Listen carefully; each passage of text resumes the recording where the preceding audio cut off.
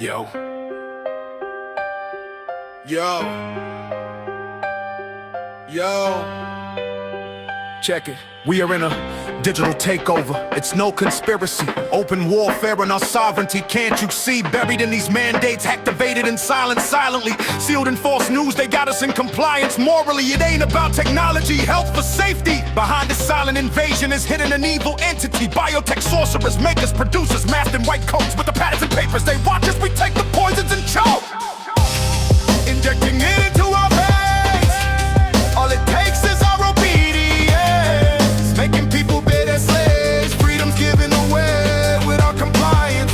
This ain't for health, it's a ritual of compliance. Giving away freedom with no signs of defiance. Just obedience. Taking ownership of our flesh. No consent, just big science through the skin. Mandated, injected this digital substance. Embedded markers, trackable scanners. Living bodies branded, man, it's unthinkable sad. Your blood is like a barcode, can't you see? Organic sprayed crops with that nanobio ink. Red dye 40 bounding with your DNA. Turning your flesh to a node, a database, a digital clone. But that ain't just the code, think that your tech is freedom? Nah, you're just browsing, wading into machine-coded realms. While your soul's uploading, merging in. Injecting it into our veins. All it takes is our obedience. Making people be their slaves. Freedom's given away without compliance. This ain't for health, it's a ritual of compliance. Giving away freedom with no signs of defiance. Just obedience, taking ownership of our flesh. No consent, just big science through the skin. Mandated, injected this digital substance. Governments betrayed us. Who signed what? World takeover covertly, no battle, just a little prick. Pandemic agreement, martial law in disguise. Lockdowns and censorship, can't you see the lies? Fears in the air, force meds, borders tight. Digital prisons, they keep us locked in.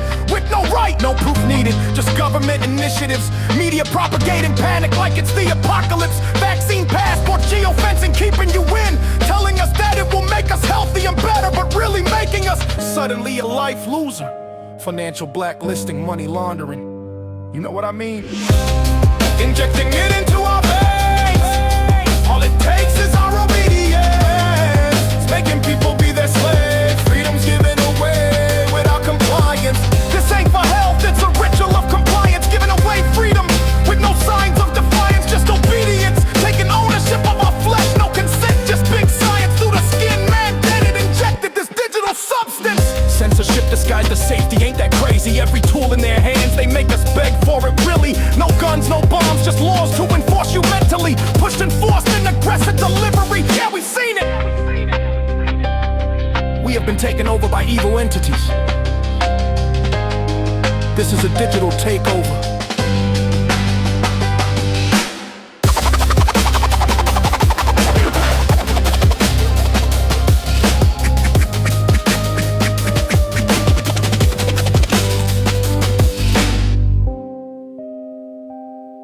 In this digital battle for our souls, don't give yourself over.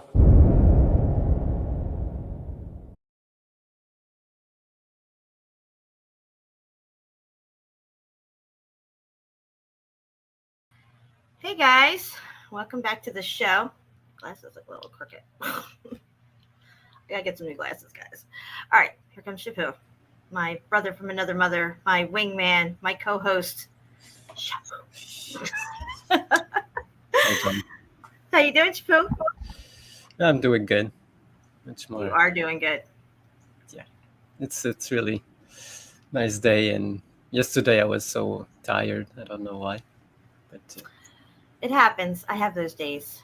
It's so many nights without good sleep. It catches up to you. Yeah. Also. Yeah, that'll do it. Yeah. Okay, so we have about 14 people here. I only did one song on the intro, and if anybody's listening to this live stream later on down the road, I wanted to get right into it because we are going live tonight with CFM on his channel at 8 o'clock, and could be probably, a couple hours show that we're going to do here.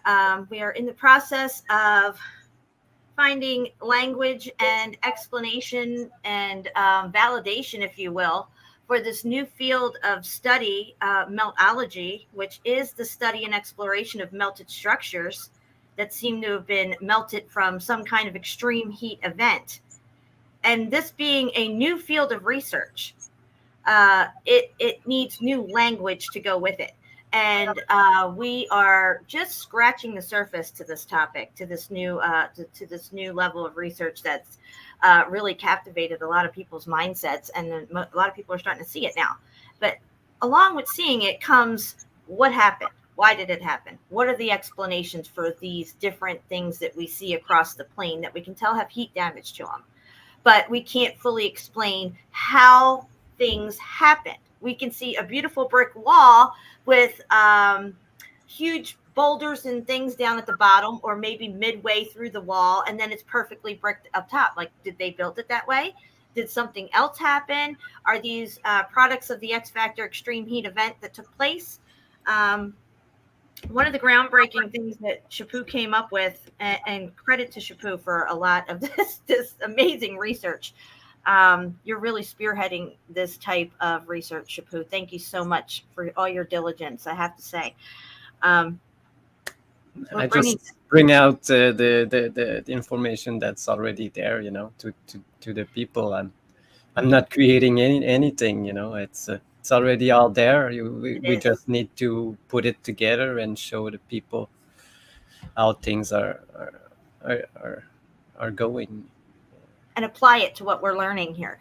A lot of stuff that we've learned about the grain growth and the polymorphs, and explaining why you have beautiful brick and then it turns into like weird rock and blocks and what looks like even cobblestones and big boulders set in a wall of brick.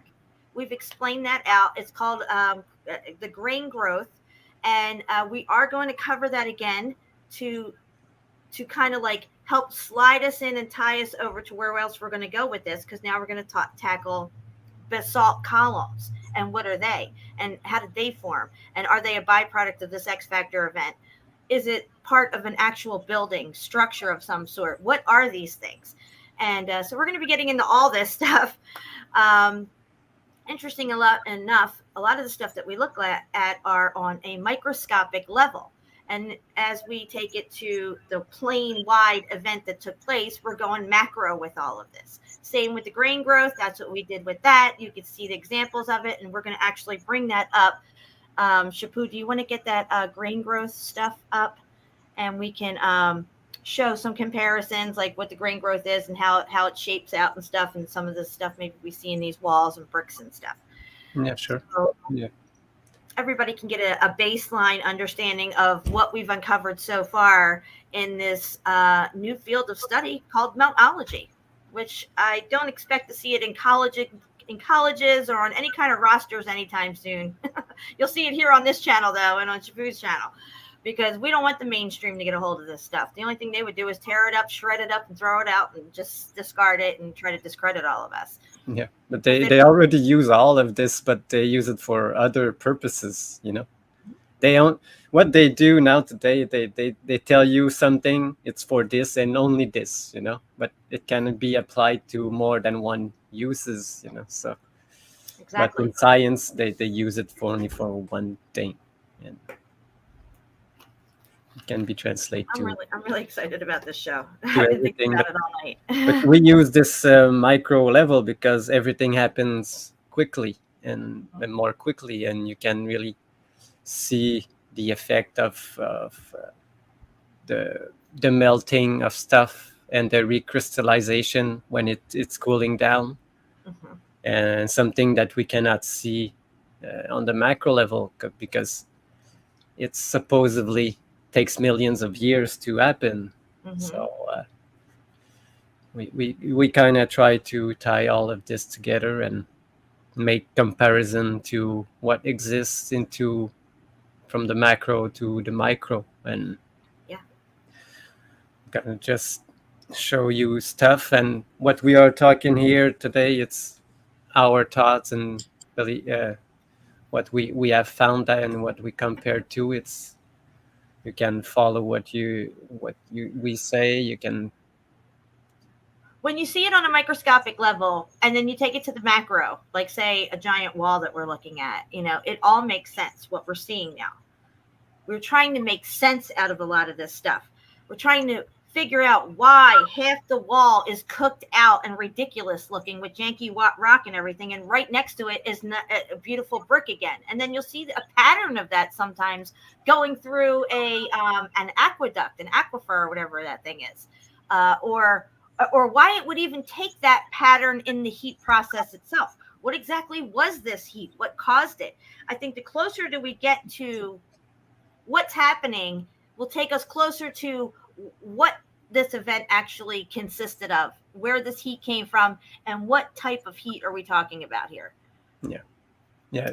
I see Brian Stavely. We're just taking pieces of the puzzle and put it together and trying to make the big picture of it. That's all we do, Yeah, I mean, we're not going to come out here and say, oh, this is melted, that's melted. We're coming with scientific evidence of before, during, and after the whole event itself. I mean, it's undeniable at this point. If you can't see that things are melted, whether you agree that mountains are melted buildings or just that building over there is melted, in that melt is going to be a variation of heat differentials going on there. And we could see that type of thing all through the plane. And we're even seeing it underground. What they tell us are these underground cities with these pickaxe marks and all this stuff like that. We're going to explain all this stuff, guys, to the best of our ability. You could say it's a theory. I think when we have the proof on a microscopic level and we could apply it to the macro, I think it goes beyond theory at that point. It seems to be legit. In my view, this is what we're seeing, 100%. Yeah. Can I recreate the X Factor event on a grand scale to see if it's really real and not just on a micro level? No, I can't. I'm sorry, but we can do it on a micro level. Yeah.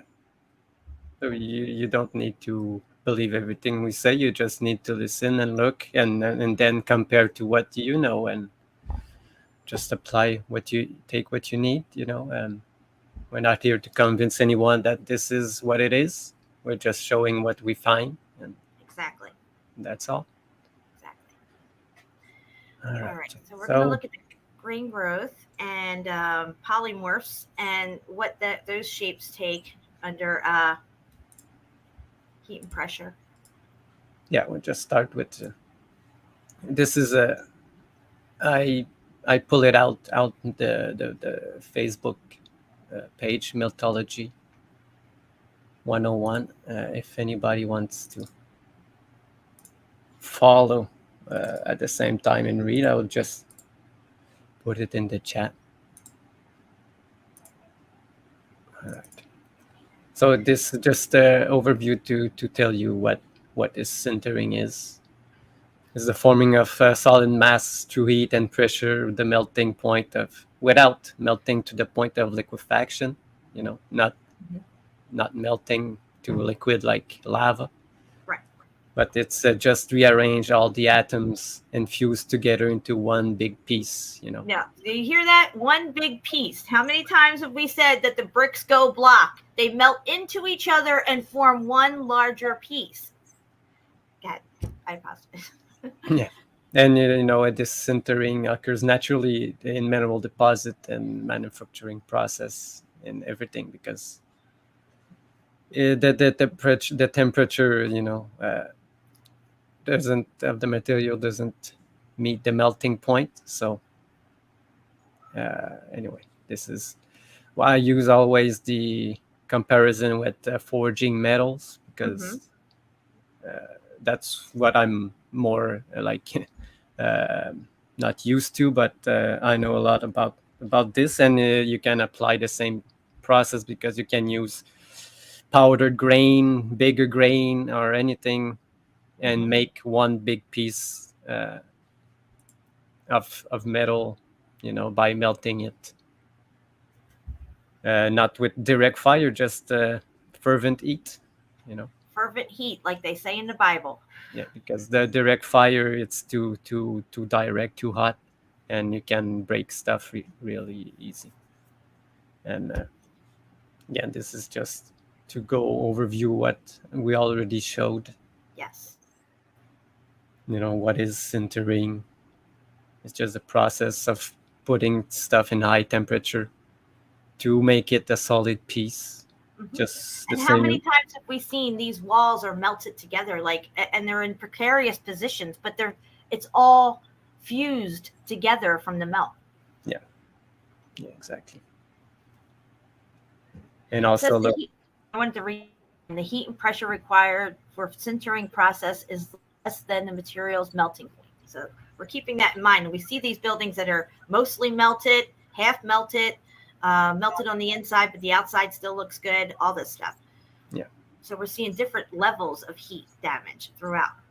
Yes, and this effect just has pressure enough to reduce all the porous space between the materials, bricks, or squeeze the loose material into a solid lump. When we see these brick popping up into boulders and stuff, and with the mortar just melting out, and then the brick takes its place. And also the use of pressure and heat, like everything within Earth. And they said with glacial formation, this is only. So I've got more. This is just more stuff that we already covered. Metallic powder sintering. This is what I like to use. Plastic. It's all the same process with everything, because every type of melt is the same for every material. And also they use electric currents and plasma, which is the ones we're basically focusing on. Yeah, because these current are like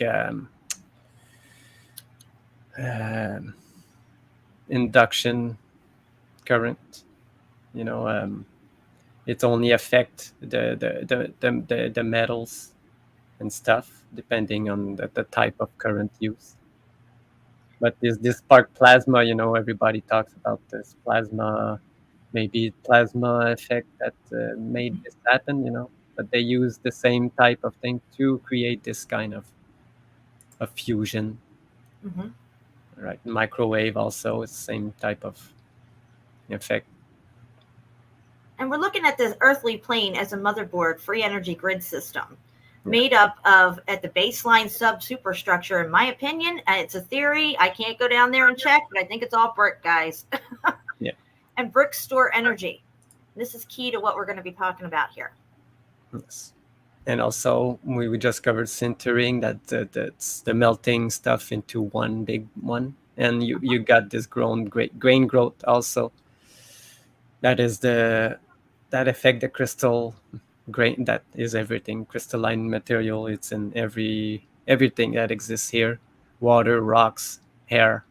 There's tiny crystal everywhere. But this grain growth, that's what we call here balloon rocking. Depending on the purity of the thing and how the heat travels and everything, it can have different effects, and it can be a growth to normal growth that you see, and you can see that everything is perfectly equal everywhere, or you can have that kind of uneven growth. Yes. That creates examples, guys. Other stuff. This is just a graphic showing the temperature here. You can see the what's funny though, Chapeau, this graphic and these little examples down the bottom, we could see all these different levels of heat damage in one wall, in one location. Yes, exactly. That's just tell you that there were different temperature going through this wall all over the place, and different pressure and different. It's not always the same everywhere. Exactly. But here you can clearly see that, like Jen just said, all the type of grain that we can see. Let's just think that this is brick. Each layers here are bricks. And you can see there's some deformation, some rock growing. I think I've got like a better one. This is an example of this irregular grain growth. These one are all the same, but this one is much bigger, and these ones same, just like I don't know if this one I have these. And they also they apply it in geology to Because they know. They know. to sort what kind of grain they are, Mhm. you know, to sand, to very fine sand, to like pebbles. They use it, but they don't call it the same things because they separate, they compartmentalize everything. This is for geology, this is for melting, smelting, but they're all the same. If you know about all of them, you will see that they're all the same thing, because in smelting you can use different type of grain to achieve different type of structural bond. So anyway, because I'm looking to what I posted here. I think I've got do I have pictures of actual brick wall? I don't remember, but I know I have some to show. Look, this is a grain growth in metal forging. This is what a metal forge looks like under a microscope. It's interesting that it has these ridges on it. Each piece has just coming up the sides of them. Yes, like the upper right hand corner one. These that one. And go to D. Go over to D, over to the right hand corner on D, and you can really see the ridges on that one. Yeah. See that? That looks like what we see a lot on the basalt columns too. Yeah, but these are like what we were looking for yesterday. These heat striations. Yes, heat striations. This is what they will.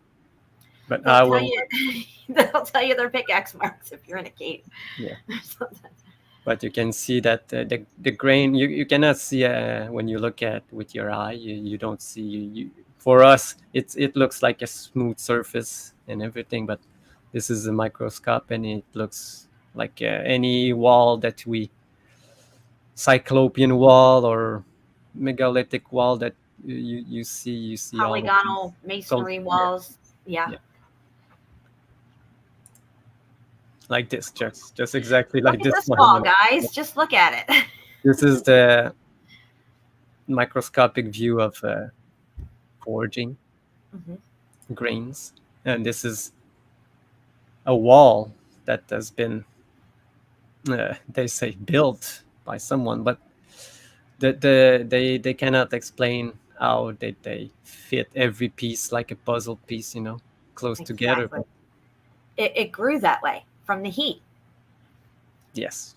This is what happens to these places with different heat differentials. Yeah, it changed the structure of it, just like this. If you take powder and you heat it, it's gonna change into this at certain point, and the more heat, it's create pressure on it also while you heat it. So this will just come together. And also you also hear they put sintering aids, and it's mostly they put they call it flux, and mostly they use a fine powder like what they use again, lime to make the bond. So exactly like bricks, lime is mortar. Yes. To make the bond. So they use it to put it to fill the cracks, and when it eats enough, it creates like this perfect pattern when this type melt, because the mortar will melt way before the brick. That's right. And also here, this one, it's better. That's the one I was wanting to show, because you can see that this is the temperature line and the grain size, and depending on the recrystallization time and stuff, it creates not only the heat change it, but when it cools down, depending on the fast not the fast how fast the solidification process is. If it's quick or if it takes a little bit longer, you're going to get different results. Yes. Again, just another example of what we see in bricks. And this is real rocks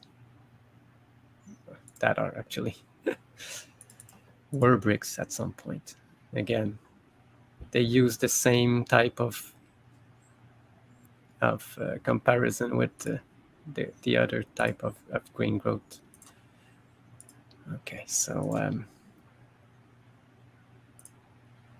this is what we show earlier, but Oh yeah, that's one. I like this picture. yeah, because it looks exactly like a polygonal wall that you will find everywhere. Yeah, And this this one. one, yeah, this is just the perfect grain growth, and this something happened. The material wasn't like perfect, or so many factors that can change the structure when it's heating up. All right. So just this one also, polygonal wall, just perfect one. Take a normal, it's almost the same size everywhere, but at some point, this is abnormal grain, and there's one boulder, and that's why some places we ask, oh, why did they put the boulder right in there, between the bricks? But they did it. It just happened this way That's during right. this. It all makes sense now, because before it doesn't. You got to make it make sense, guys. Okay, that's what we're trying to do here on this channel. We're trying to make it make sense, and I really feel this makes sense. Yeah, because I could show every section of this. Like maybe I could just do it right now, because I'm talking and I don't show any pictures of comparison. There's some polygonal walls and stuff. Yeah, I want to show one, like this one. See? Okay, guys. So here's a good example. You see, it's all brick, but they will tell you, oh, they just put out the material that they found, but why did they put these small bricks? No, all of this at one point was all bricks. That's right. But because of this, you can see it's kind of this one. Yes. You can see these are perfect bricks, and then while it recrystallizes, some of them just pops out and change into, just kind of like this. Yeah, these are great examples. So you can look at a wall like this and you scratch your head. You're like, what's going on here? How the hell did they build this? I mean, was this just a style back then, clinker bricks and all that? Or are we looking at something else here? And clearly we've been looking at something else this whole time. Yeah. This is amazing, Chaput. I mean, absolutely amazing. This is the scientific evidence that we need to further the research in meltology, which is the study and exploration of these melted structures, trying to figure out the dynamics and the science behind it, and verbalize this in such a way that everyone can understand it and grasp it. Because trust me, we just came upon this yesterday, and we're still trying to wrap our heads around it. Not this particular stuff, the grain growth, but what we're about to show you here. This stuff we covered, last year, Chaput, correct? Yeah, almost a year now, yeah. Almost a year ago. And every day we're getting closer and closer and more answers to this piece to the puzzle here. Yeah, because geologists and archaeologists will tell you that they use different kind of materials to build their wall, This is just one of my favorite ones that they say is, in the bottom it's megalithic, and on the middle it's another civilization, and at the top where the smaller stuff is, it's a whole nother civilization. Yeah, like that kind of stuff. Like this one also, it's really, you can see that there are bricks in between all these really crazy growths. And we were talking about how they lump up into one larger piece. Look at these large boulders here. Yeah.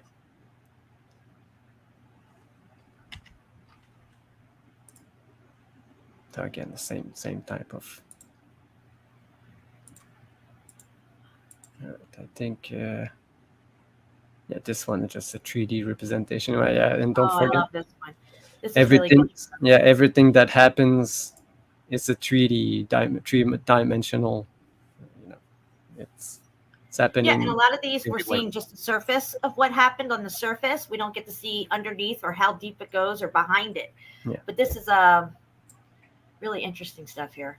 Yeah, this is just bubbles clinging together just to make a representation of how it becomes just one bubble if you continue to blow air, you know. Right. And these are comparison with polygonal walls and the green growth, and it does the same type of effect. You know, they think they go It's ahead. absolutely astounding because archaeologists have been all over this for decades, telling us that these are some kind of megalithic builders. They don't know how they did it. They must have heated the rock, reshaped it, and molded it into place. You see how they gave us a little truth there? It was superheated. It did mold into these formations. Yes. But humanity had nothing to do with it as far as actually constructing it this way. No. This is a byproduct of an extreme heat event that took place. Yes. But don't forget that we always try to mimic what we see. So yes, at some places people try to make it like this, you know, but you see the difference. It's not so perfect. And this is why they cannot fit even a thin piece of paper between these rocks and stuff, because they are literally fused together. Yes.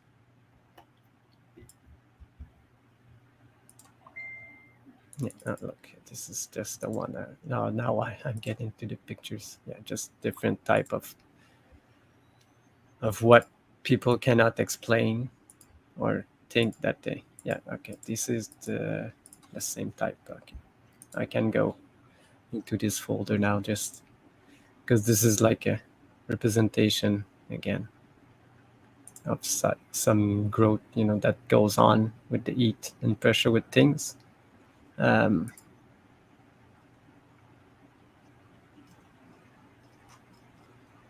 So yes,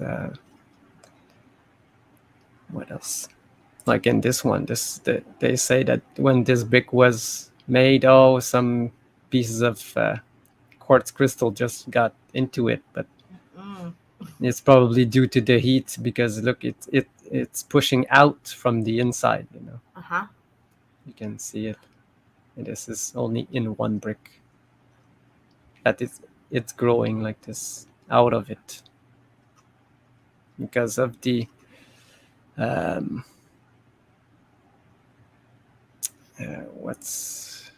don't remember what I want to compare it to, so I'm sorry. Sintered and melted. Look at this. Yeah, just some other type of metal growth, because that's how they do it. You know, we always see, okay, yeah, we know that when you heat something and you apply pressure like forging, you know, you can make something, but you don't know how and what is going on the microscopic level. This is just showed us. And the cooling process is extremely important as well. Yeah. But if we didn't have any of these microscopic, we could find the same thing in nature, like just in those walls. They will tell you that we built it, but actually it's the heat that made it. It all makes sense now. Half the people in archaeology don't know how this stuff was built. They come up with all their little theories and start scratching their head and say it's some ancient civilization that used to be here and they were megalithic builders and blah, blah, blah, blah, blah, and all this stuff like that. Yeah. And, you know, we just talk it up to, you know, millions of years and all this other crap. So we can go a little bit longer on this. I don't want to spend too much time on this. No, but you show a little bit more, whatever you want to show, and then we'll get into the meat. No, good? it's just we're done with just covering, because you can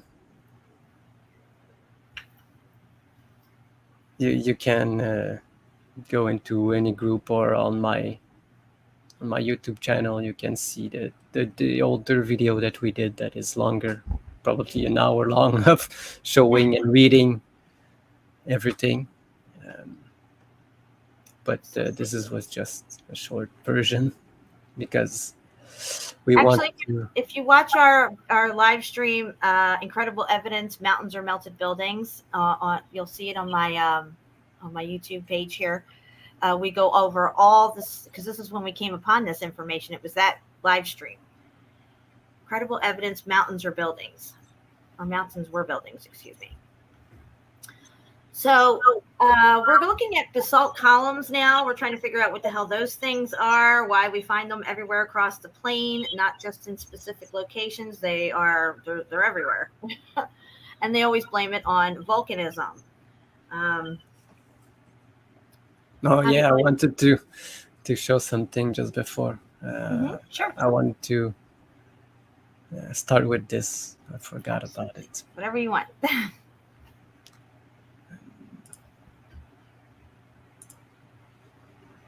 Did I? Oh no. We got 28 people here now. Welcome, everybody. Yeah, just to remind people what our bricks are made of just before, Okay.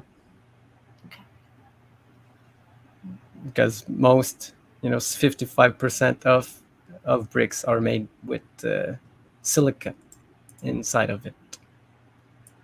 And silica is what you would call the lime, or no, the no, a quartz crystal. Quartz crystal, which responds differently under this heat and pressure as well. This silica, all these different elements that you see here are going to respond differently under the same exact heat, but each one will respond differently. Yeah, because they all have like a role to play in these in bricks. Here you can say silica, just sand. The sand grain. Depending on which type of grain of sand you use, it would make your brick better or weak. But what I wanted to cover is the use of lime in bricks, because they put some lime in bricks, not only in the mortar that they use lime, because mortar is mostly made out of lime, but they put lime in bricks because it enables the silica to melt at 1,650,000 degrees and bind the particle of brick together. That's the glue, if you want to call it. Yeah, the binding agent. Yeah, I gotcha. To hold it all together. We use it also to put to make the mortar.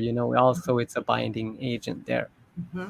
But the thing is about if it's like a chemical process making a brick. You cannot just, if you make any type of brick from anything, you might be lucky and have a really good brick, but if you put what is it? No, here if you put too much lime, at 11,000 degrees, lime acts as a catalyst to elevate the temperature. I gotcha. Just to make it fuse, because they use it. Wow. Inside of the brick, the temperature rose, not outside. So the temperature of the oven is this, but because of the lime, the temperature go up. All right. They slightly fuse silica, as strong cement.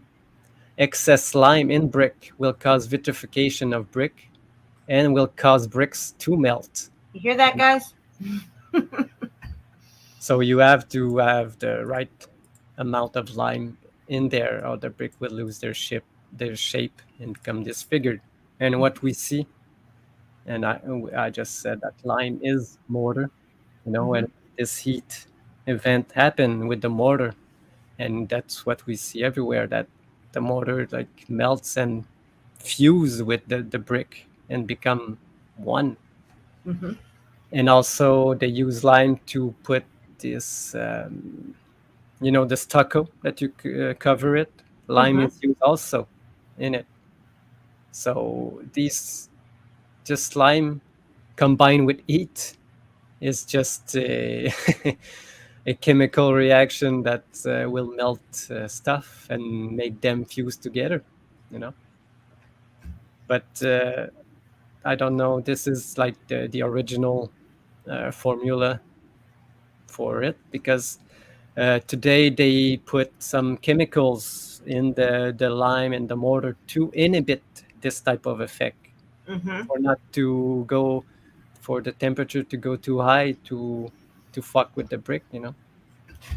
So now they have changed the way they use the mortar today because of this, probably because they know that it will make them the wall fuse together, make the brick fuse all together if too much pressure is applied and heat. Heat So and pressure. yeah. All right, good stuff. Yeah, all right, Jen. That's So, right. Bricks do melt. That was a bone of contention for a lot of people in the beginning of this whole journey on Meltology. That was one of the big things that I used to get thrown at me all the time. Oh, bricks can't melt. You're crazy. You're sniffing glue. You're whatever. Well, guess what? Bricks can melt, and we've shown it over and over and over and over again. And I ain't got to prove it to none of y'all out there, because it's truth. Go look it up. yeah, we showed it also on the last show with Rose. Yep. You know, so.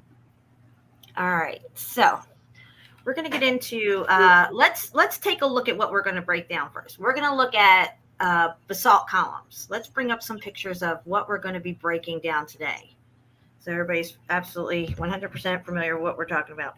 You can't be familiar with it because they're pretty interesting and pretty crazy looking, and nobody has a definitive explanation for it except for volcanologists that say that somehow these things are tied to volcanism in that area, whatever area that might be. Giant's Causeway, Devil's Tower, all these other locations all seem to be tied to some type of volcanism narrative.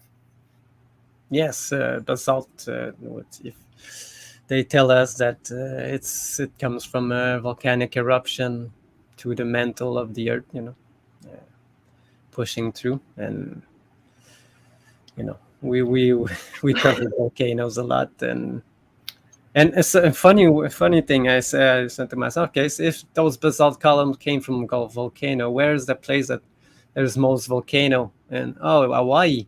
So I tried to find basalt columns in Hawaii. Mm-mm. There's nowhere. There's none. When they can't explain something, they'll blame it on volcanism. Yeah, exactly. And that's hysterical. Because I think, I just think in myself, they should all be fired. So let's just fire their asses. Let's get down here and just do it. Let me see if I can find it real quick. I have it here somewhere. Where is it? Here we go. You're fired.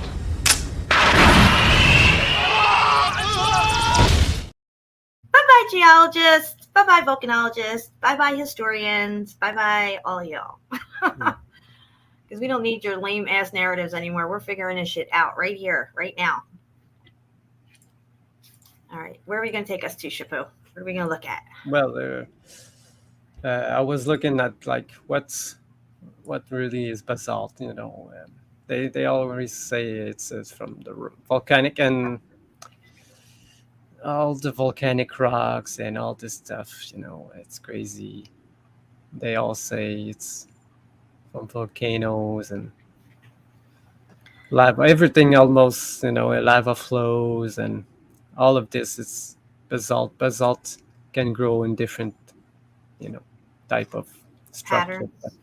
It's the cooling that changed everything. But we're going to get into the cooling aspect of this whole event, guys. I know we focus a lot on the heat and the heat differentials, and then we can see clearly that there was a super fast cooling event that took place because things are solidified mid-melt and have a viscousness to them. Yeah. So we're going to be focused more on that end part of the heat event, the X factor event, which is the cooling process that took place. Yes. But I found interesting about what they say about these type of rocks. Basalt is just a name to define a type of structure or stuff. The names is just, again, just a name. Yeah. But they have a high iron content, just like bricks. and Oh, really? They have a high iron content, just like bricks? Okay, go ahead. yeah, and low crystal content. Just low silica, Hmm. but just not like bricks, but depending on the one, because they say that those basalt stuff from volcanoes, the silica is there's not much from there. I don't know, because probably the way it cooled down or Right. everything. But what I found interesting, that the basalt produced this soil they call laterite. And if anybody knows what laterite is, they say that they use this to make bricks. They cut directly out of the earth bricks from the Laterite bricks, guys. You can look it up. yeah. And we'll Look, probably show some examples of it here in a little bit. Look, I can go click. You can just see. Okay. So here they say it's laterite bricks, but you can clearly see here these are laterite bricks, because they say that they cut it. So this is one of the funniest geological diagram. Yeah, take a good look at this diagram, guys, and look at what's at the bottom. Yeah, they always represent the bottom part as bricks. Could it be that it's a sub baseline superstructure of brick underneath of us, guys? Could it be, if it's set up like a motherboard's free energy grid system that God created for us? Could it be? But yeah, look, this is what laterite is. It's just melted bricks, I guess. But they say it's basalt, a type of basalt rock. So we're connecting the two here, okay? We're connecting the basalt to the brick, which is important, hugely important as we move forward in this presentation. As I was looking at it, I found this one that you will find like really funny, Jen, because basalt is used in construction. Do you know what they use it the mostly for? Oh, I don't know. Tell me, Chapu. To making cobblestone, Jen. Oh, cobblestones. No way. I just thought they were just janky old river stones that people picked up and put down on their janky roads. So just another comparison with basalt to bricks, because we have shown that cobblestone are just bricks changing forms. Motherfucker. That's right. So you can see that this is what they call this magma flow is also basalt, but you can clearly see that they look like what some tree roots or things, Mm-hmm. But you know that this is not one, because it doesn't melt. And also look at how it cracks here, all just like the standing ones. Right. But again, if you all of this basalt, look at these bricks are basalt. Oh, this brick is basalt. It's a basalt brick. I know. This Here's a melted basalt brick. And you see all of this type of things, all these rock. They say even lunar basalt. Oh, they go there. Brick, guys, lunar basalt bricks. Yeah, lunar rocks are basalt, not petrified wood, like they told us. Interesting, Chapu. Yeah, it was so crazy, because I have some what they will call basalt right here in my hand, but there's no volcano around here, but only bricks and melted bricks. So I don't know what else to say for me. You know what I gotta say? Geologists, they're nothing but ballless, soulless, spiritless, corporate little bitches, suckers of Satan's cock, each and every one of them. Boom, baby. I cracked myself up. So did you want to? Okay, yeah, we'll cover this basalt thing. Yeah, let's look at some basalt. Let's just take it all in, what we're looking at here across the plane, these different locations, and how Yeah. they look in their formations. So this is what we know. Usually everybody knows these type of basalt columns. You can find them everywhere. One of the funny things is that most of them has these what we call striations all over them, like this, but it's really interesting that they have all of these lines. Probably you can cut every piece of them just right through this line. It's nature gave us what natural bricks, I guess. Right. But yeah, you can see that they are everywhere, on every shape, every size, every. Let's stop on that one right there. Here we're looking at somebody walking over top of them. These things go pretty far underground. So we're just seeing the surface here of it. And a lot of places in Giant's Causeway, you can walk over them as well. And I'm not sure if you have Giant's Causeway in here in your pictures or whatever, but they go deep. Yeah, well, yeah, we don't even know how deep, they are.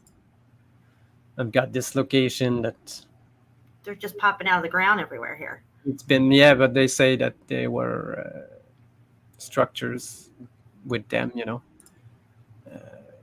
it's Ganong. Yeah, this the Ganong Padam site. It's been showed many times lately.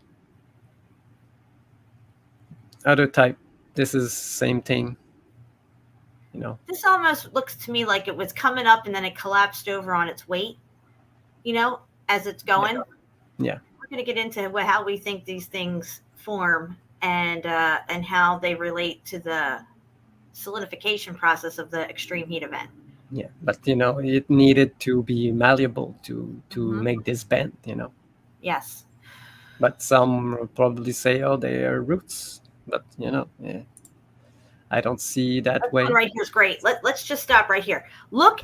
Okay, so we're looking straight down at the what you could walk across there. That part there along, that one, yeah. And look at the polygonal shapes here. It looks just like the walls that you see in Peru and stuff. Yeah. Except we're looking straight down, and these things are down in the ground. Yeah, we used to see it in walls, but yeah, they did. It's the same effect here on the ground. The same thing with the green growth thing, but. And look at here in these basalt columns. Some of them you could still make out levels of brick here. Yeah, like that one there. Yeah, kind of, because this is what I was telling you with these striations that we see, the lateral striation. Very interesting. But they could possibly be something like this. We really don't know. We're just showing you what we see here. It's almost like these things lifted up as they were growing up through the solidification process, whatever's on top here. Yeah, that's what we're going to show later. Yes. Guys, we're going to get deep into this. In a microscopic level, how these things could be formed. And why they form this, because when they start growing, or because of the cooling, the recrystallization of the melt, when they touch together, they stop growing laterally and they start growing like upwards. That's why we see this type of effect. This makes sense. It all makes sense now. And again, just nowhere. And this also is basalt. Are those pickaxe marks? Yeah, so they pickaxing these suckers. Yeah, these striations. Again, this is another effect, but these ones, I don't know how deep, they go. We never know. Like these ones, really. I love how they get wavy up top too and stuff. This is great. Yeah. I think we're gonna cover this also in the microscopic level. Absolutely. Why they're wavy like this. And then you got this one that people are talking about. Yep, this is a huge one. So this area was impacted immensely for it to be pushed up and out like this. And we're going to explain all this, guys. how it grew, or how what or if it was something that was destroyed. We don't know, and probably will never know. But we can compare stuff and see if things like make sense a bit. All right, so yeah, these are just the ones of the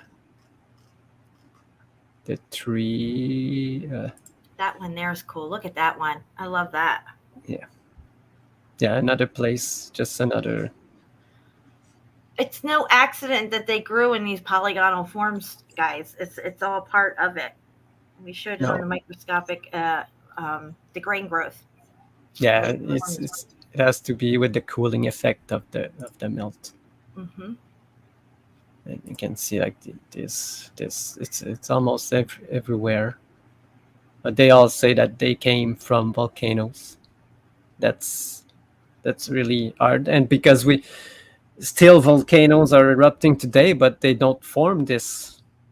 You never see New basalt columns popping up everywhere. No, you don't. So again, the thing with what I say with Hawaii, there's no basalt columns. I couldn't find any. Maybe they are that, but I couldn't find any. If they were, they should be in Hawaii, but they are not. So it's really interesting where they come from. And here you can see they call it, this is a basalt column cast made from one mold from people, some civilization, they say. So this is it's just blowing my mind here. That one was made by human hands. Yes, it's not one that they carve like these ones. These basalt columns are human-made, man-made, cast in a mold. Very interesting.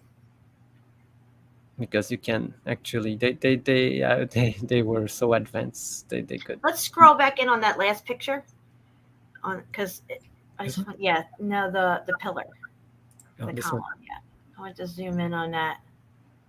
We can Oh, you want to see it closer up? Yeah. I want to look up top here. Yeah. Check this all out. Wow.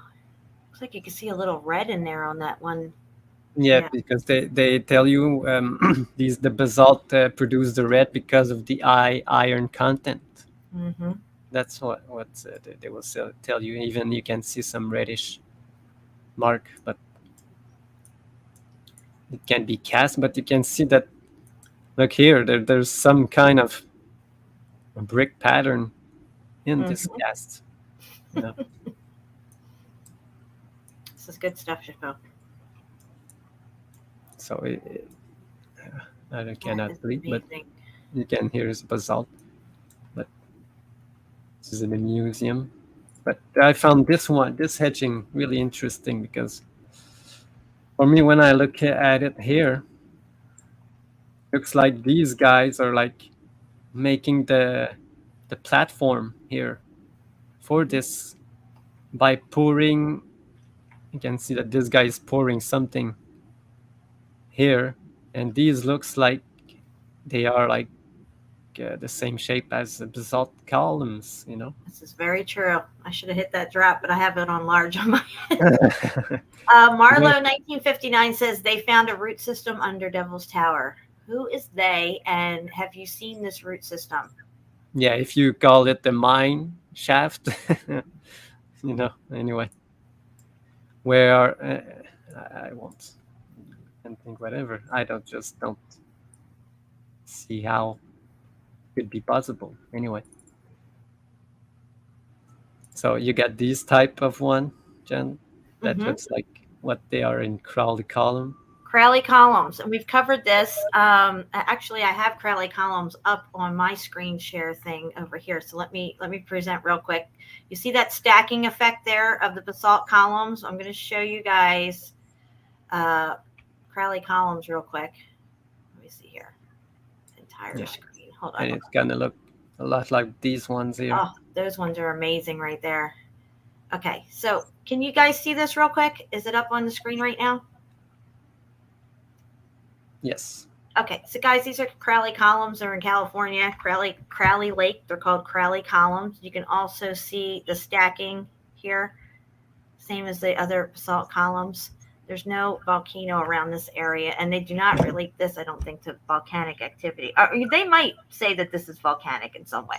But take note here of the columns, and then there's this huge piece on top that's straight, like as if it was pushing. These were pushing this thing up. See what I'm saying here? Yeah. Again, you could see even in the water here, these like polygonal rocks, stones, and stuff.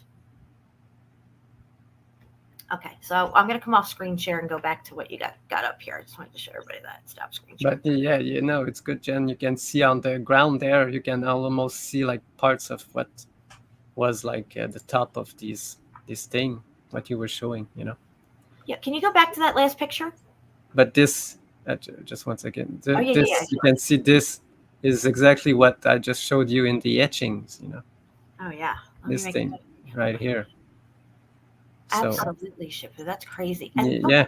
It's so crazy. Look at this thing. This thing trips me out. I mean, this is just nuts. Look at this, guys. Just look at it. Wow. So here, it's really hard to comprehend This what's actually going kind on. of reminds me of the temples in India. Yes, exactly. Because when you look at these Indonesian ones, they're all made what they call basalt. That's right. They're all the black with the same type of rock. They say they made it with basalt, but when you destroy a wall, you can see that it's a covering, and some of them have bricks, but some of them have so fused together that they have no more bricks you can see, but some of them you can. So Right. there's something there that needs to be explored more. But if some have bricks and some other, I maybe all of them have bricks inside of them once, but the EAT event really did something there in Indonesia. Maybe these big temples or thing were way before another civilization, before another catastrophe happened, but it's still there for us to see again, just like Sodom and Gomorrah and Right. everything. I think the X Factor event, this extreme heat event, is cyclical in nature. I think we're maybe only privy to the first or second one. I don't know how many there was in total within a cycle of 5,500 to 6,000 year cycles. I think we're probably at the fourth or coming up on the fifth and final event that could take place. I think in the very near future, in my opinion. Yeah, I've seen some people say that it's like the sixth or seventh, because they base their history on the induced stories.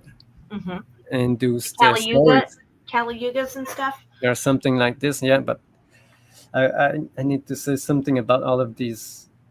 The story of the Indians is not recorded until the 1800s, when the English went there. So what is real? The same thing with Japanese history, Chinese. They didn't start writing the Chinese history down until the 1800s, when some European went over there and said, "Look, let's sit down and write this shit out because we need a narrative."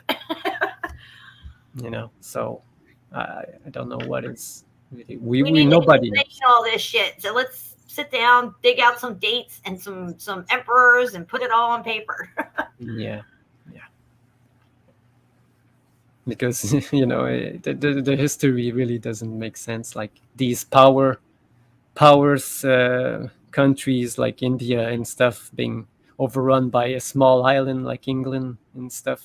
Right. There has something else to behind, to happen, to make this happen. It's really doesn't make sense. But yeah, this make this make sense. Yeah, make that make sense right there. We're trying. We're working on it. Oh my gosh, look at this. These type of thing just grows into this or this, Incredible. Incredible. But yeah, we just wanted to show a couple of these, not everything, but when we were searching something, trying to find what striations, Jen, just Yes. today, we stumble upon really something incredible here. And when we say stumbled upon it, literally we stumbled upon it, guys. The Holy Spirit's leading us in this direction because, we weren't the way it just came upon to us. It was just almost like, wow, I just don't even have words for it. Yeah. So this, what you see here, it's I can't zoom in. This is a microscopic view of a lithium slice, and what struck me, it's how it's structured. Look at these lithium nanorods that they call, and this here, Exactly. Yes. the slice is just exactly the same as what we see happening here with these basalt columns. That's right. You know, Absolutely incredible. That looks just like that Giant's Causeway there and everything. Unbelievable. yeah. So how does this happen? How does this manage to form like this? What caused it? Is it part of a building? Is it a tree? Is it a root system? We're going to get into all that, guys. But we have to break it all down in the science. We're going to go over the lithium and also bricks storing energy and what that has to do with all this. Yeah, because lithium now is used mainly in batteries, to make batteries, and they use it for a lot of different stuff. And also, lithium, Jen, is one of the three things created in the Big Bang. so funny. Oh, in other words, an extreme heat event. Exactly. The Big Bang. But again, lithium is just another word for something that they described, some kind of metal, just like not calcium, but the other metal that is soft like this. It's like anyway, doesn't matter. Yeah, so from this we just what is here I can just look. Can brick and rock replace lithium ion batteries, for energy? But we covered this some time ago. It's okay. We got to go over it again. Yeah, but there's nothing. It's just a video to see, yes, that you can really put energy in bricks and stacking up, and they make the same thing as a battery. And lithium ions are the most common that we use. Ion just mean that there's a energy exchange from the cathode and anode. That's the only thing, because there's two type of ions. There's cations and anions. It just means cathodes ions and anode ions. It's just like what we're gonna show. It will represent everything, that it's gonna bind everything, Jen. Like the electric universe, the melted building, probably maybe the trees together. Yeah, because this thing happens on every aspect of life and everything. This interchange of electrical energy, because everything is electrical energy. Everything that we see, everything that we it's all. And not to repeat what Tesla mentioned, but yes, if you want to comprehend the universe, you need to think about vibration frequencies. Frequency and vibration, yes. 369. I think it's energy, frequency, vibration, or is it vibration, energy, frequency? I don't know what exact order. I always thought it was energy, frequency, vibration, because then the vibration is the form itself, taking form. Yeah. But all of this brings us to see that everything is the same thing, because Here we're gonna get into the science thing of thermodynamics, and thermodynamics is just the heat or the cooling of stuff, and everything is the same. And here they're gonna talk about mostly either crystalline, like everything is crystalline, but lithium or what else? I find it interesting. I was telling Shapu yesterday, what are they spraying in chemtrails, guys? Yeah. What did we hear? What's the main thing? One of the main things that they spray in chemtrails? Yeah. Lithium. Yes. And now, okay, yes. Wait, I got something else. Tesla, Ryan, I see you're on the fence about Tesla. Tesla is just somebody who they gave the narrative to for free energy, as if you look at the world fairs and look at his inventions and the first time for electricity and all this stuff at these world fairs. He's nowhere to be found. He is just a cover story for all this stuff. I don't even think the man even really existed. There's only about 3 pictures of him at all on the internet. Yeah. Certainly wasn't at the World's Fair next to his great inventions, telling everybody how it works and stuff. Yeah. No. So I don't buy the name. When we use that word, we're using it, and also knowing that it's a fake narrative. They just used him as the cover story for this free energy stuff. Yeah, and to put a stop to people thinking that they could think of other things better, because now they set the standard. This is Tesla stuff. He found everything. This is what you need to work on. No. Mm-hmm. There's more to it, but they want you to only think about what Tesla did and recreate what he did, not create something new. But that's what it does. Yes, Fervent Heat is in the house, and I agree with you. History is full of actors and role players. That's exactly right. Welcome to the chat, Fervent Heat. Nice to see you back around here. Yeah, Dave, nice to see you. All right, so let's get into this. All right, just talking about this laws of thermodynamics, because there's the 3 laws, and maybe there's another one that I don't know about it, but these laws cannot be changed any other way. This is how it is, and everything will behave the same way, because this is how this place was made. So that's why they call it a law, even though it's just a word again. But these laws of thermodynamics are rather complex in detail, and like we said, it's not easy to grasp in full generality, because there's so many stuff that can just change, just 1 degree of difference or any something happening, a vibration that's not supposed to happen can change the result of your test.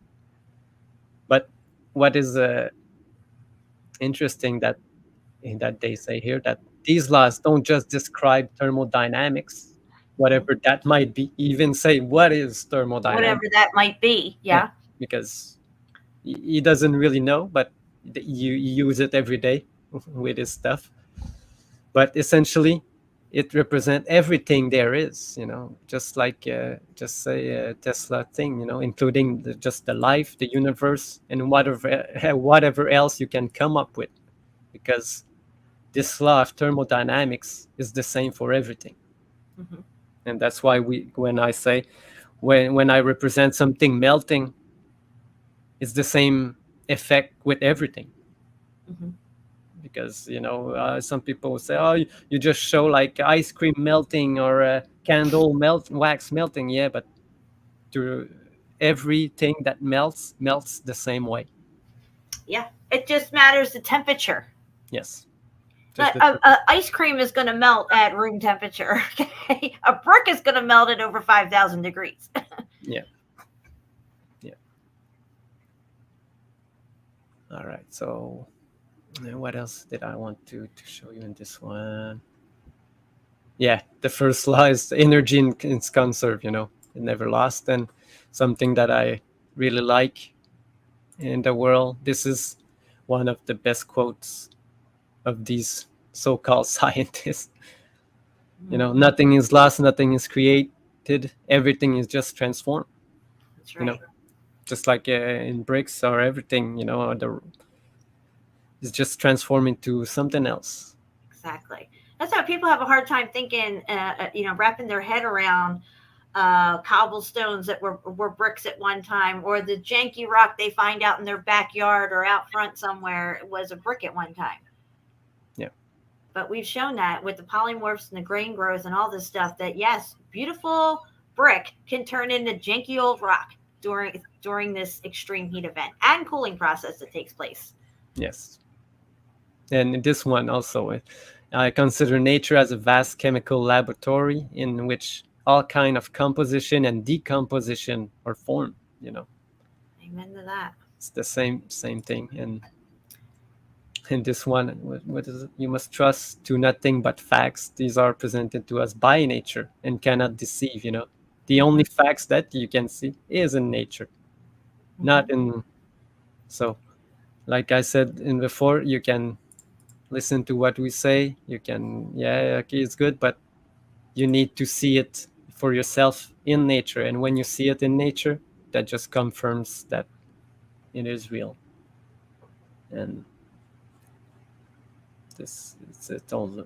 Okay, so what in this one, I think what I wanted to show. Take your time. You're doing great.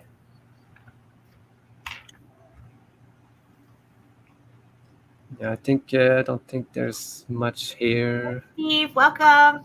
I'm glad you're here, buddy. Hopefully you're not tardy. Yeah, here they're gonna talk about this nirvana. It's just thermodynamic equilibrium where nothing changes anymore when the cooling stops and the heating effect stops. Oh, that's Nirvana? Oh, check that out. Isn't that interesting? Yeah, they call it nirvana when everything is it's equilibrium. Like you would say where we're at now, kind of between X Factor events. See what I'm saying? Maybe, because I don't really know if things really stop, because I cannot really. I think there's still hot spots under us, certain areas of the grid system. Yeah, it could probably be also. That's why some of these. That's right. I don't know, geysers or stuff. It cannot be created or destroyed. It just transforms.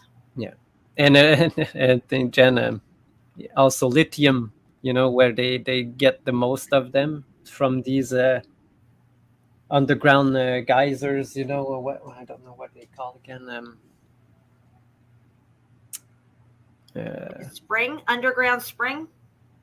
Yeah, what's there's a name for it. Hi Faye, welcome. You're a little late, but that's okay. I got you.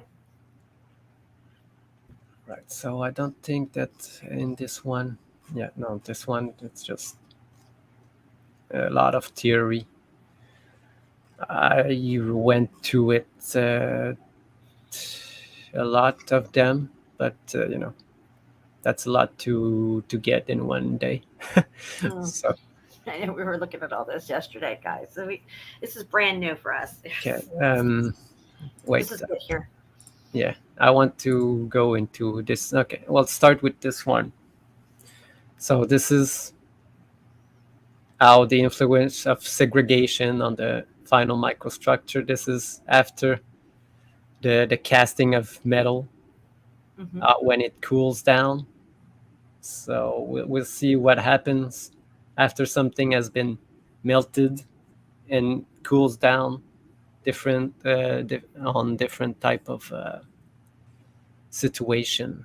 So gonna look. This one is also for them. They always put it in a container, because if you don't put it inside a container, it will just spread out everywhere. But us here, the container is really big, so it can go. Yeah, like a giant petri dish. Everywhere, yes. And all of this, it's gonna tie everything that we've showed from the the grain growth to the Lichtenberg pattern that we see everywhere on Earth. But yeah, Jen, I can show the eye up pictures also. Yeah, we're gonna get into Just this big time, guys. yeah, just remind me of it. Okay. So this is what the cooling effect on this metal inside this container. You can see that it started to just make some crystalline clumps first, like we see like I just showed you in the sintering stuff. But now after this cooling, because they have started to try with different cooling effect, because the cooling must be either really fast or really slow. If you stop it mid cool and you let it go, it will create some effect, some defect, and some growing that you don't want to. And this is what it represents. Look how these lines start growing upwards, because now they just clump into together and the temperature has changed. So now they just grew in a different matter, just like these columns that we see. Right. And remember, what we see here happens on a three-dimensional level, not only upwards, but I just want to mention here too that the basalt columns are high in iron yes, and bricks are high in iron. yes, also. But also, I'm gonna tie that. Oh, I didn't save this. Oh shit. Okay. I thought I saved it. Okay, so we'll continue. It's okay. Take your time. You're doing great. No, I wanted to show a picture of something, but I don't have it. Okay, so we're gonna look at another kind of a structure when it cools down. What kind of structure it makes, and this one is copper. And you can see that for us, when we look at it, it looks really smooth and flat, but the structure, look, when it cooled down, you can see all the grain growing together, clumping, just like, again, these basalt column, really similar. Absolutely amazing. Because these, here you can see they start growing from all four sides from the cube, because through the middle. And we were looking for these striations. That's why we stumbled upon this thing. That's right. We were looking at striation, guys. This is how we came upon all this. Yeah. You can see, Jen, here all the same kind of striation that we showed on the basalt columns. The lateral striations here. But here they just... Here they talk about temperature in the liquid drop rapidly, and normal supercooling might occur despite an abundance of nucleation. Yeah, nucleation is just this transformation of the atoms. All right. Yeah, supercooling in the heat to the supercooling of the melt, because And it does seem like there was some type of supercooling event at the end of this, it seems. Yes, there was, but we see that it wasn't supercooled everywhere. Like, right. At some place it took longer, or it was cooled by a different type of thing. Maybe not from the big water wave that came from with the water, but with the rain. We don't know, but it's different type of cooling, and different type of cooling makes a different type of crystal growth after the thing. And okay, so I cannot read everything. It's gonna take a lot of time to go to this. I think this is really like a course into knowing how the grains grow and to cast metal and stuff like this. That's right. But not only metal, like I said, everything, because like he said, this applies to all aspect in life, because everything melts and recrystallize at the same thing. So okay, that's likely the contact of the melt with cold. Yeah, he's talking about the walls here that add effect with the growth. The crystal nuclei and grow as dendrites. Yes, we're gonna go into these dendrites. Yes. This is what they call dendrites in all directions. Here, what you see when the cooling effect goes upwards, like these basalt columns. Yeah, they seem to be shooting upwards. That's right. And you will see what we mean with this dendrite stuff. We're gonna apply it with what we already show in the motherboards and the Earth. We already, this place is built like a motherboard. That's right. Mother Earth. And motherboards are green, and we have green grass everywhere. Yeah. So I will just go in this one really fast again. So you get the point what I'm doing. We could drop this link in the chat in case anybody wants to further explore it. Yeah, because there's a lot in that site. Everything you can see, everything that we're gonna go through, it's on the site down there. Somebody's tardy. Hold on a second. Jenny's tardy. All right. So Welcome. There's the link, guys. Make sure you check it out. Do your own research. Don't believe us. yes. What's up, Mark? Welcome. Yes, All right. amazing info. You can see this. This is the fast growth direction of the dendrite in grain. Okay. So very fast, more after the impact formation of the chill layer without supercooling, the small grain grows rapidly, and then they put the cooling here, the another chill layer they has added already, and the dendritic growth that they call it occurs, because if only the heat here, this grain growth will continue normally like this, go on and on and on, just like the wall. But then this cooling effect just make this thing happen drastically, like it changed it totally to from this form to a column form. You know what this reminds me of? Where they talk about, God, I forget what story it comes from.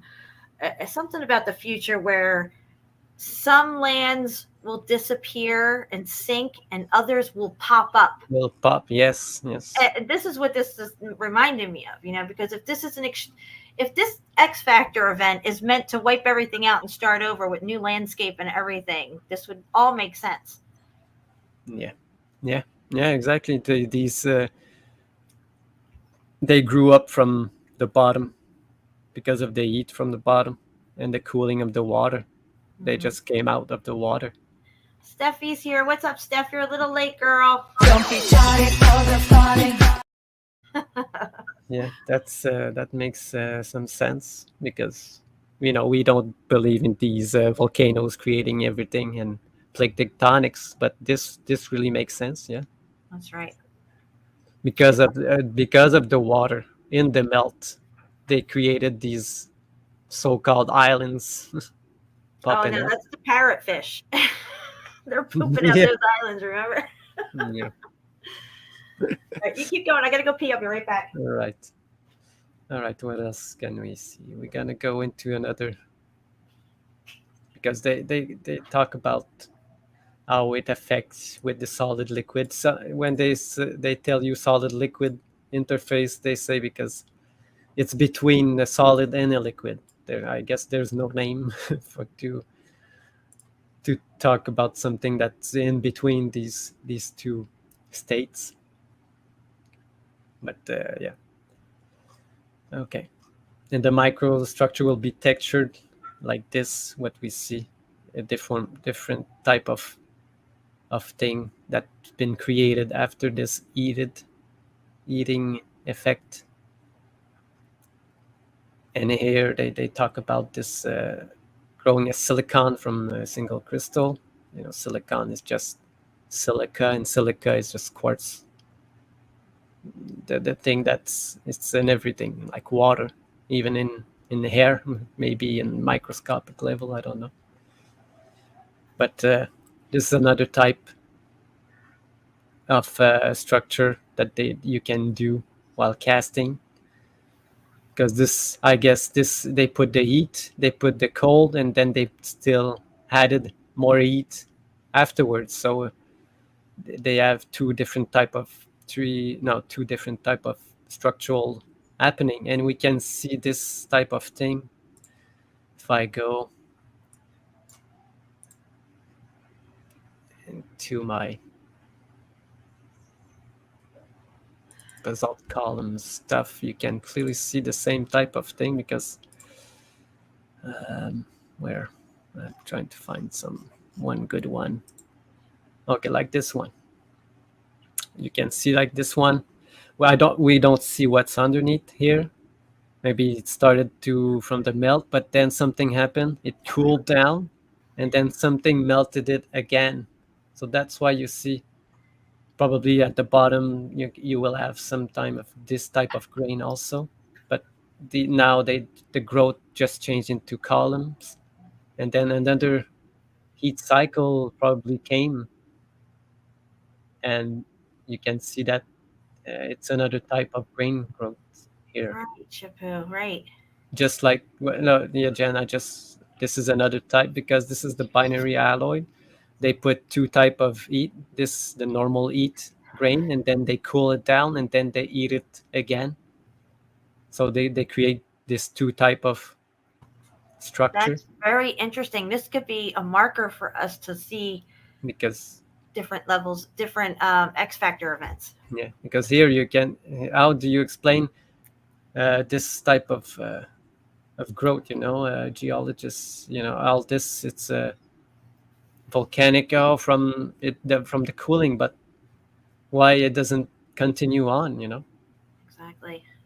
But this is probably another type of heat just hit or passed, or heat wave. I don't know how does the heat propagate. Really something that I don't really want to experience. So. But when we get into the that stuff we're going to get into about the heat with the lithium and stuff, and the striations and everything, should explain some of this. This is a clear melt and cooling, like a perfect one. You can see all the grain is almost perfect, clear, no breaking, no. Like I don't know if people know about forging metals, but after the cooling is almost as important as the heating of the metal, because if you don't cool it right, it will be just brittle, and it's gonna break in pieces when you and we see that in some locations where these basalt columns are, where they seem to be brittle and breaking off and stuff. Yeah, but that's the depending on how it was really made from the beginning. Yeah. Okay, so let's go into another. You can see here a cellular growth on the metal, how it goes, exactly like these basalt columns again. But this type of thing, we want to go into these dendrite growths. Dendrites, yes.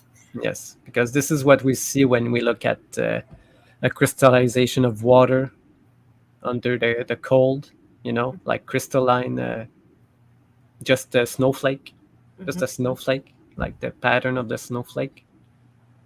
When it cools down, you can see all these they're called dendrites. Dendrites can be applied with everything. We have some in our bodies. What's interesting is that looks like when we show the mountains when they've melted out, it kind of has that pattern going down either side of it. This one? Yeah.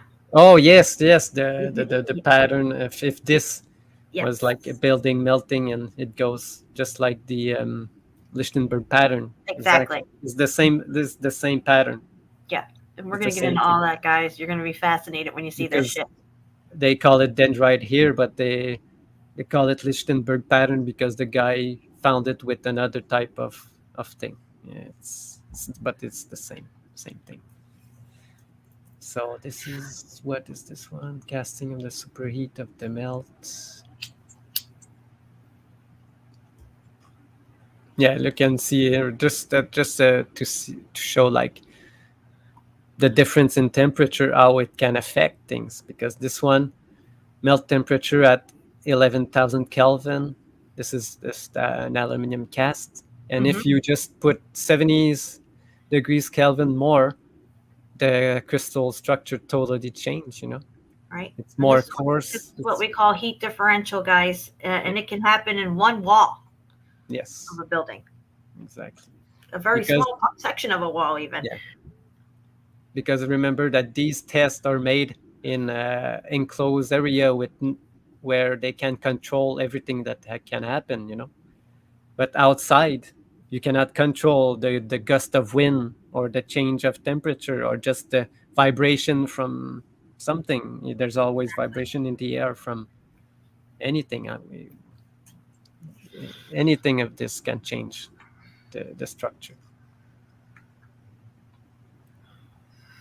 And here he says that the casting is exceedingly difficult, because if you have to have the right cast, and should have no leaks, and should no hair, and if only a small pocket of air is stuck into the cast, it's going to change everything. Mm-hmm. So Just a they tiny have little differential there, and it could change Yes. everything. because that's why they have really hard time doing it every time the same thing, because if just a tiny drop of water molecule just gets in fact just inside, just they call it what's it called, moisture, just a drop of moisture gets caught, it's gonna change everything. They talk about it in one of these texts. All right, so here just another dendrites. We were talking about dendrites and striations. Mm-hmm. This is striations happens in all of what is melting, because I'm gonna show here, it's not just but this is uncontrolled melting. But if you have a container that is controlled and there's nothing, probably not have striation because it's so pure. Mm-hmm. But if it's not, it's gonna have striations and dendrites inside. So you have the two ways. This is lateral and this is upwards. Yep. Into a melt. And it's interesting how they're wavy like that, because we see the columns, the basalt columns, they get wavy sometimes like that. Yes. I think they explain why. Because here they talk about the Woods blade. A Woods blade is just that Damascus steel. Mm-hmm. If you know what I mean, people know. So, no, this is the striation of cast silicon crystal inside a container. Very interesting. Yeah. Somebody was swinging a pickaxe there.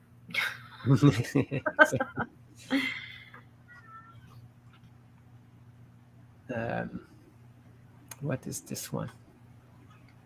Oh yeah, because this also can apply to what we see happening, like mounds just popping out, because this is a cross section of the block and the melt is below, but sometimes there's a depression when it cools down. Mm-hmm. And it makes like a bump in a hill. But remember that when we talk about this melt, we're talking about the building melting from the bottom compared to what they're showing here. That is metal melting. But like I said in the beginning, the melt is the same for everything.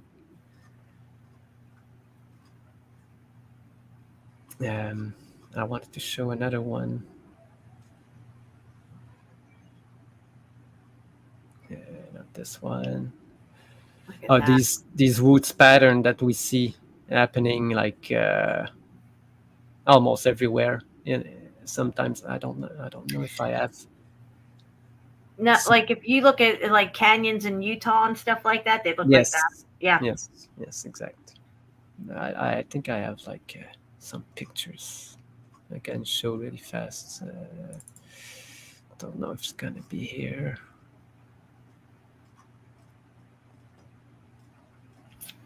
You're doing great, Chapeau. Thanks, man. You're welcome. In case anybody doesn't know, I'm just gonna play this real quick. According to Encyclopedia Britannica, mountains generally are understood to be larger than hills, but the term has no standardized geological meaning. Just saying. Yeah, I see. Crystal makes me think of the factors affecting bismuth. Yeah, bismuth in natural form is not like when you melt it yourself and you pull it out. That's the only way you can have it form these type of thing. I guess depending on the type of cooling. What's up, Crystal? We got 33 people here, Chapeau. Johnny Cool's in the house. What's up, Johnny? Look at this. Look at this kind of That's melting. just what you just showed on that last diagram too, where I said it looked like somebody was swinging a pickaxe. Look at Yes, but that's not the picture I want to show. I know I have one, but I maybe not have classified it yet. So no, I don't think so. You see that I was telling you about this pattern, this melting pattern. Mm-hmm. Yeah, look at that. Yeah. Wow. But I think we're gonna show it later. Okay. So yeah, this type of thing you can see it, everything. They will tell you that oh no, it's the layers and the plate tectonic squishing together that form this type of pattern. But That can we zoom in on the one on the left? I don't know if you can bring this in or tighten this up a little. Yeah, this here. I mean, just look at that. That just looks like all the landscape we see now. Yeah. Mm-mm-mm. No, yeah. If you look up high up pictures, you can see around mountains and this is like terracing and stuff. Exactly. Guys, we're learning as we're teaching this to you guys. We always are taking in this new information, trying to understand this X Factor event. It was not just things melted. Things were happening all over in the most minute to the massive locations, all at the same time. Yeah. There's so many different factors, so many different layers to this extreme heat event. And there's a lot of unanswered questions, and we're trying to, piece these pieces to the puzzle together. And it's just blowing my mind. Yeah, like CFM always say and always play that we don't know anything. We just show you, and we are learning at the same time, and we're trying to figure out this thing out because we don't know what this place is. We don't know how it really works, how it was, anything, because we've been lied to all our life. So this is they say here, they talk about casting this roots pattern, this Damascus steel. To make it, you need to cut a section and then reapply the heat. But how the striated variation of some impurities can cause the formation and large defect in the thing. Not even have to cut it and make it yourself, because this one they made it like this because they wanted this type of pattern. But it happens also if some impurities are in this in the melt. So Hey, CFM, are you late? I don't think you're late. You're No, probably he was there. yeah, he was there. It's fascinating stuff. It really is. I'm still trying to wrap my head around this whole thing and work it in. We're working it in. You can see here, you do find similar striation in nearly all single crystals. This is true backed by mountains of literature. And what are mountains? Gee, well, geologists certainly don't know what a mountain is. Yeah. And then you will find some similar striation in nearly all cast solids if you look for them, And here, and you might not see them with the naked eye, even No. they could be microscopic. So but there's here that. you can clearly see a molted gold, and you can clearly see that it has created striations Exactly. on it. Heat striations, guys. Yes. That's what we're talking about.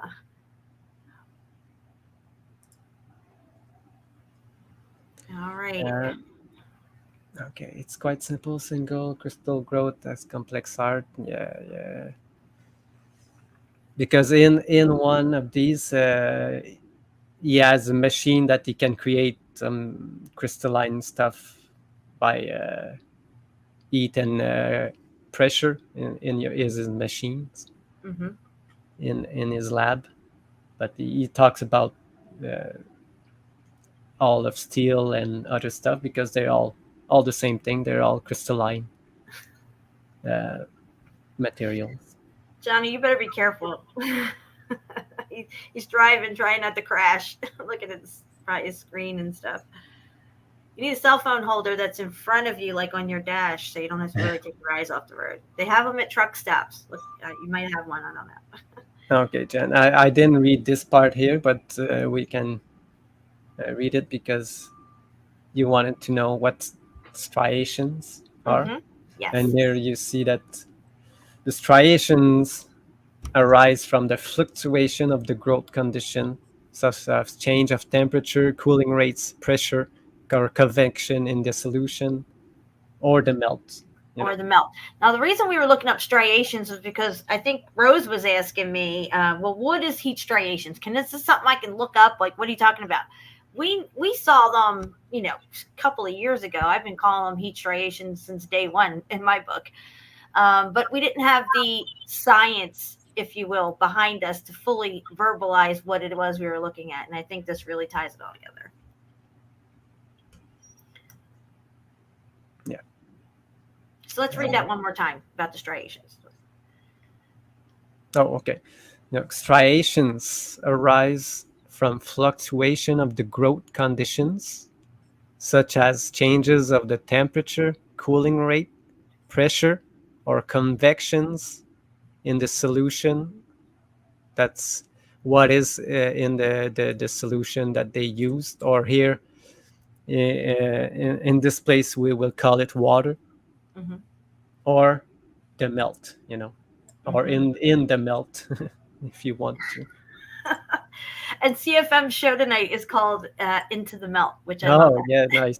Yes. The one I did with Rose, it was called Into the Melt with Rose 777. Yeah. We love going into the melt. But on this end of the show, we're going into the cooling process mostly. But the heat has to come first. Yes. But here you can see that they continues with these fluctuation. All of these change temperature, cooling rate, pressure, convection lead to temporary changes in the growth rate, Mm-hmm. and thus to change the impurity of the thing that you are talking about. Could be anything, because can be a crystal, can be metal, can be bricks, can be rocks, can be anything. Mm-hmm. Water changing to a solid. It's called ice. Yeah, people thought bricks couldn't melt, and then they see that they're all melty and runny and solidified mid-melt, drippy and stuff, and it's like, oh, okay. So Yeah. a hard brick that, my house is made out of bricks. If the heat was right, this house could melt down into a liquid form, and then it would solidify. It would have a viscous shine to it, even. Yes. Mm-hmm. Yes. And here, the only question is what causes those fluctuations of the growth condition. There's more than one answer to this, and he said They're inventing constitutional supercoolings. This is the supercooling that are just contained in a container and controlled. And it shows a picture of striations and called banding. He's calling it banding striations, but Interesting. Banding. I could see that as a term yeah. for it. I could see me using banding instead of heat stri. I personally like heat striations. It's straight and to the point. If you don't know what banding is, but yeah. But caused by the convection in the melt. So in the melt, the temperature can variate, I guess, depending on the structure that it's getting into. I guess vibrations due to some motors, just the vibration from something close to it can change everything. Right. And the rotating, because some of these people just rotate some stuff, like in centrifuges, something like this.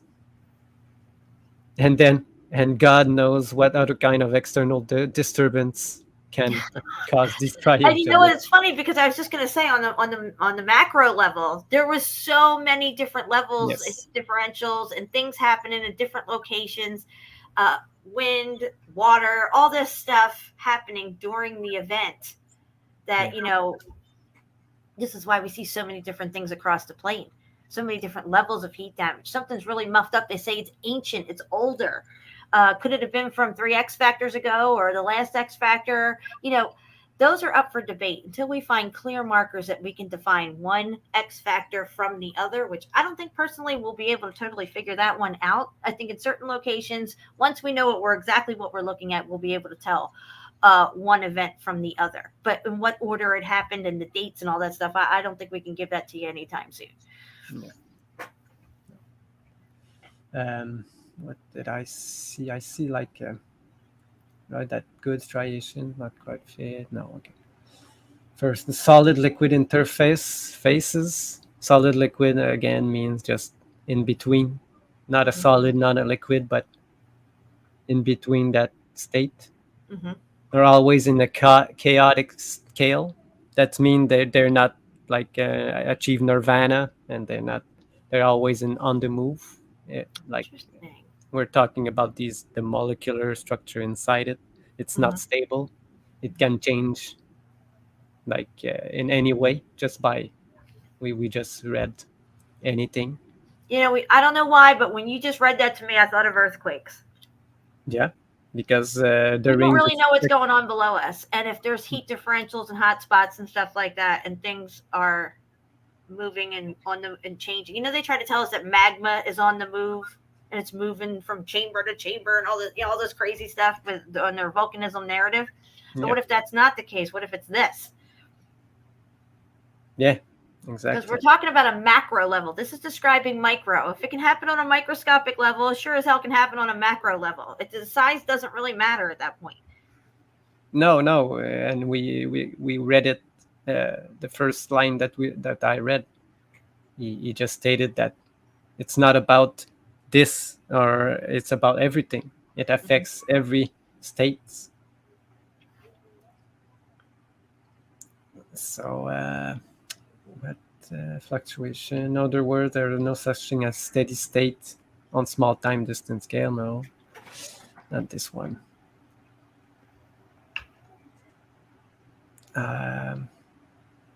Melted inverted realm. I guess you're a little late. Yeah, in the beginning we covered the grain growth and polymorphs, which we've covered on other shows in the past. We've known about that for about a year now. But I wanted to bring that up again and go over it in case anybody's missed it or they're new to the channel, which leads us right into this new information about these dendrites and striations and polygonal forms and basalt columns and things that were happening after the extreme heat once the cooling started.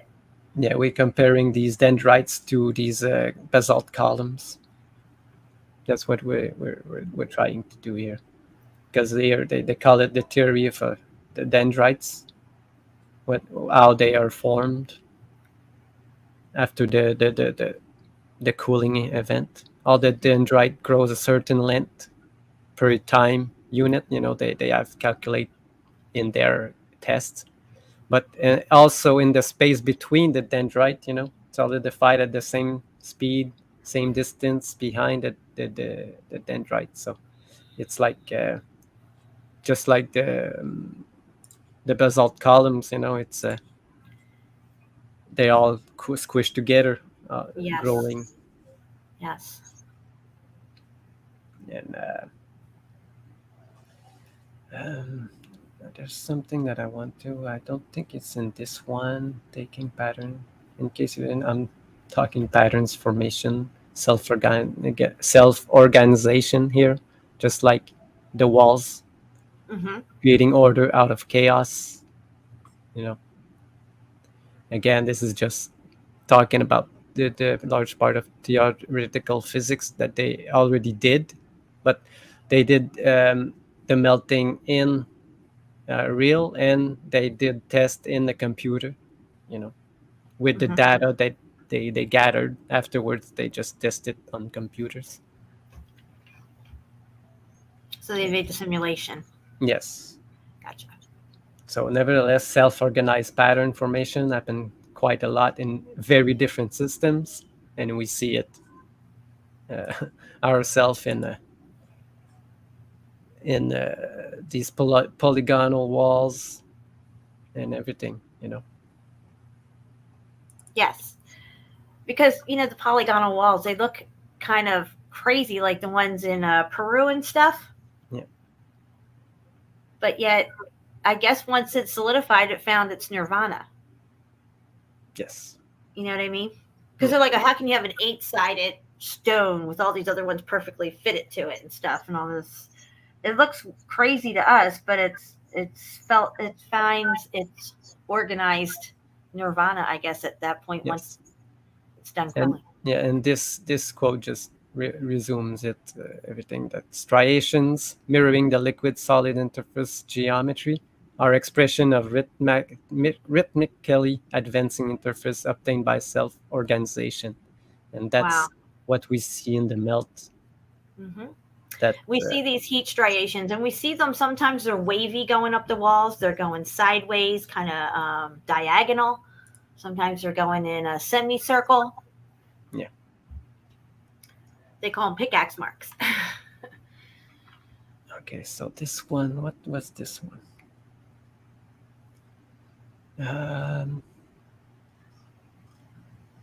Oh, they call it this one. Oh, it's the dendrites. Okay, we're gonna compare these dendrite growth with the Lichtenberg pattern that we see everywhere, and if nobody knows what is the Lichtenberg pattern. Keeping in mind that this place is set up like a motherboard grid system of free energy. So when we get to this part, when we start showing the satellite views of these supposed mountains and different things like that, you'll see exactly what we're talking about, guys. Yeah, I'm just gonna show one pattern that's man, actually got so many. But anything like any of this, but this is just rivers, but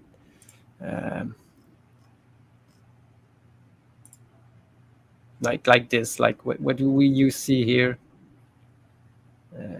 These type of patterns, just like a wood, electric, or a lightning bolt, like these type of things. These are like Lichtenberg pattern, but also the same pattern as the dendrites. Also, this one kind of them. This is like another kind, but look, they call it dendritic pores in silicon. So these are like not. These are like voids in the silicon. These are pores. It's not like something that grows out. It's something that's not there. See how straight these are too here, and we're going to look at pictures, satellite view, but that one that we looked at in Iran, that was a satellite view, and it had these long straight mountains, Yeah. real close together and stuff. Yeah, here they are straight because they're in a control environment. You know, Mhm. that's why they are almost perfect. But this is how crystal can, after the melting stuff, recrystallize when it's cooling down. This is how everything works. And second, no, not this one. I wanted to show. I think it's going to be sooner than 2040, in my opinion. It could be 2026, 2027, maybe. Oh my gosh, look at this. This is cool. What does it reminds you, Jen, of? This is what happened to a cross section of a cooling stuff, but they have put. I've read it. They have changed the oscillation of the pattern of the vibration, the oscillations of the energy Mhm. that they goes through. They stopped it and restarted, but at some point when they stopped it, like this one stopped like growing, Uh-huh. but this one just exploded. It looks like a volcano, like a dendrite pattern, Wow. you know. And Interesting. yeah, and then they continue, and there was another one, but this one continues to expand and to, I don't know, because it's hard to explain everything that they are showing here, because I need to read more of this. But in fact, it's the energy going into this. They're trying to grow this crystal, and these bumps are appearing, and these explosions, like in the crystal, you know. Angela just got here and she admitted it. She's late. Don't be shy for the party. I don't feel dirty. Angela, you're going to have to rewind. You missed a lot. You're going to have to get notes from the person sitting next to you in class. And there's going to be a test next week. So this is really heavy stuff. You're going to have to catch up.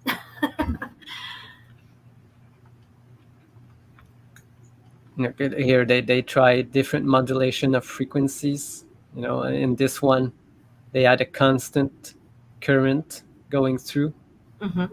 with the modulation with they say wrong frequencies. I guess wrong for them for what they were trying. Mm-hmm. But this one, the modular, the current modulated frequency is 33 megahertz. Oh, of course, 33, right?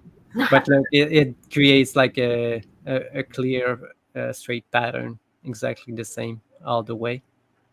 Just like these columns, you know. Um, Yeah, you this can one- even see the little like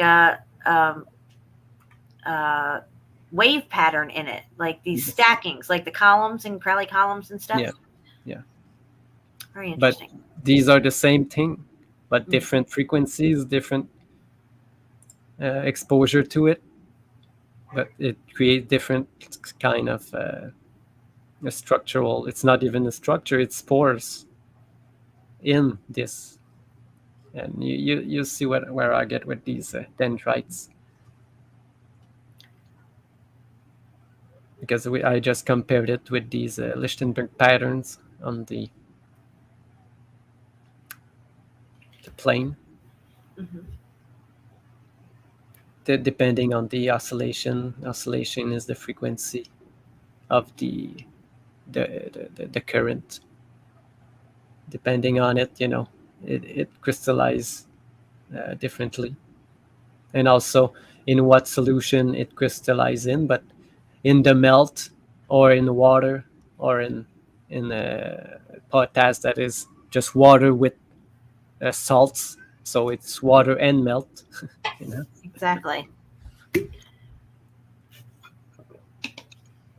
So they just explain how the current can change different state from some things. But this is the interesting part. You can see that these dendrites, sorry, they are constant, always on top. This is the growth from the crystal, but the dendrites are all on top. They just continue on top, but not. This is a constant state. This is controlled, and this one is a dendrite burst model. Is still less not controlled. Just they let it go. But you can see that these dendrite just comes together and form one big clump,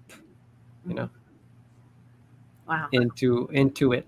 But still, probably the structure of the dendrite is inside, so it makes it brittle and liner, like these striation lines, probably visible all over it because of this. It's still inside, but maybe at one point it's gonna cover it all and be just one big column because of these dendrites stuff.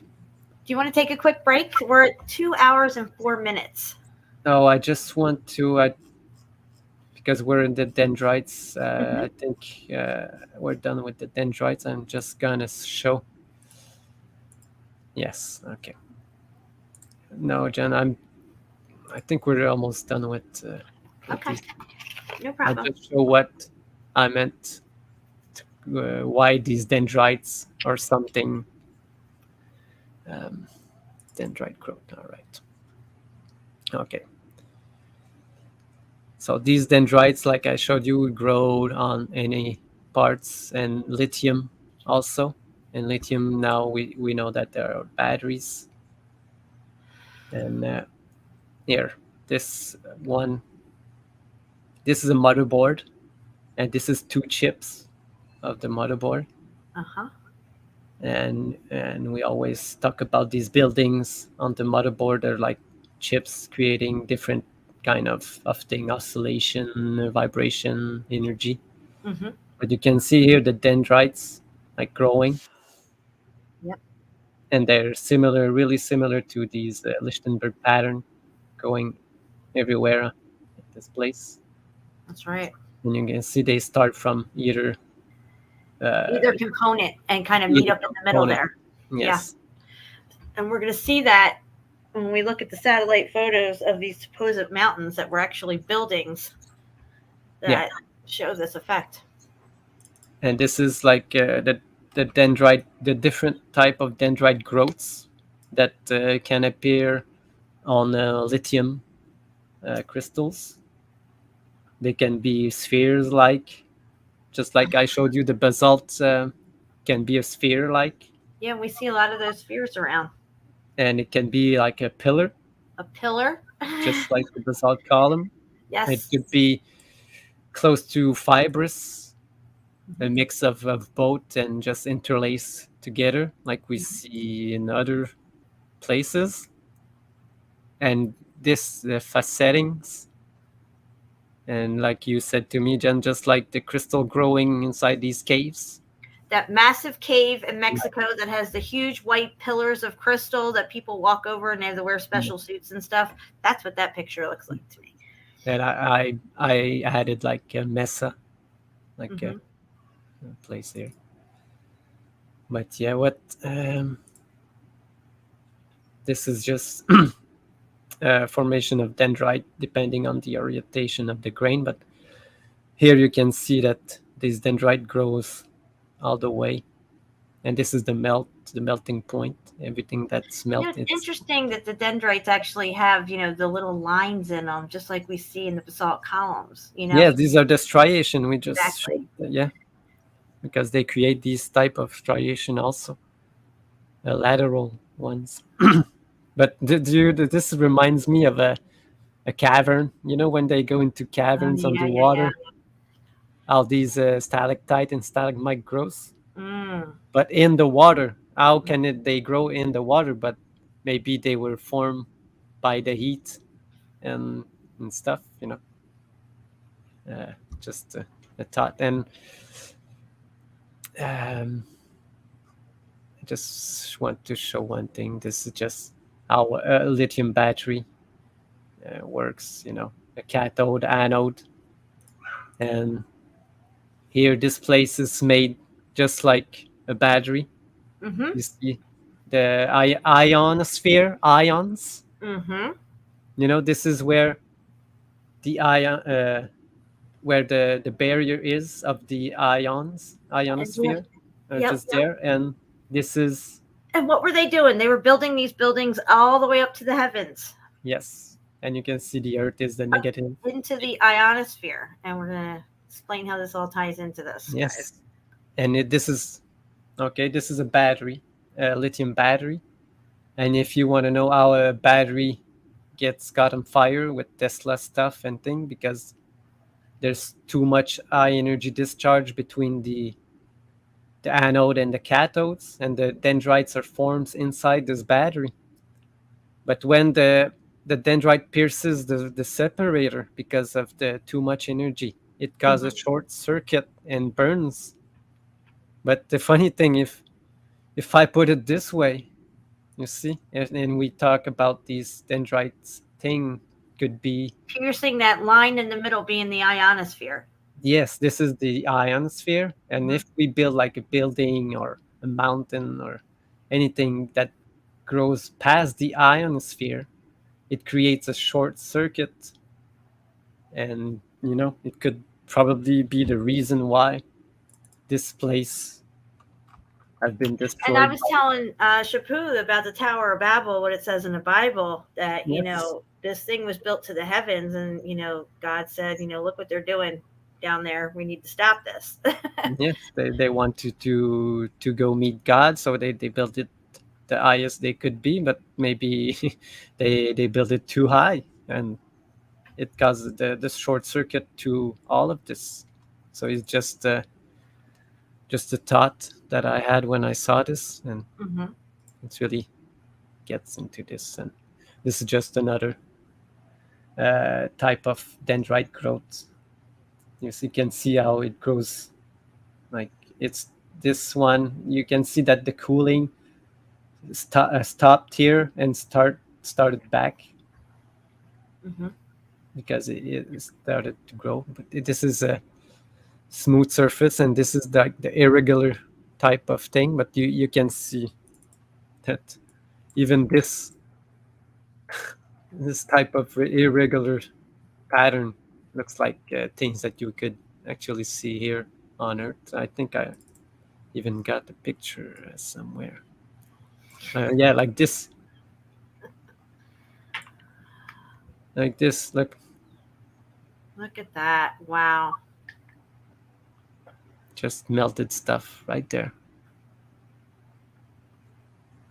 But yeah, we can go. This just another comparison with these striation that we see. This is things melt, not only melting, but the same way of liquid flow.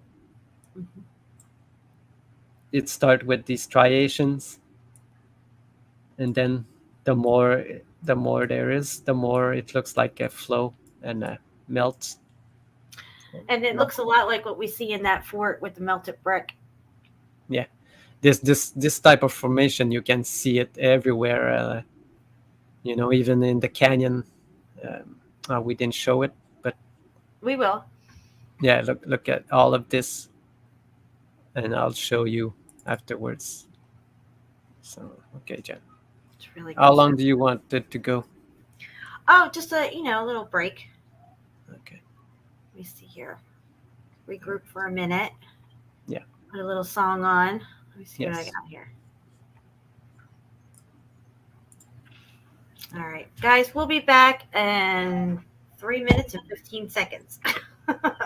Tell me it was all in my head, and I don't know what I'm talking about. According to Encyclopedia Britannica, mountains generally are understood to be larger than hills, but the term has no standardized geological meaning. Meltology 101, baby. Once you see the melted bricks, you won't fall for their lame ass tricks.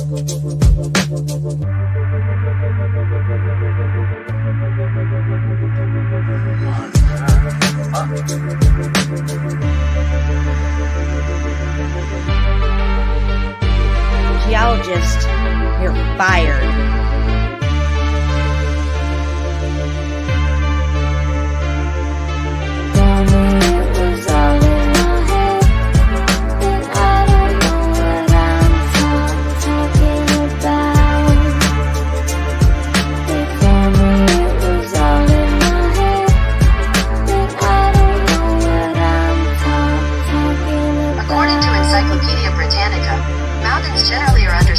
Larger than hills, but the term has no standardized geological meaning.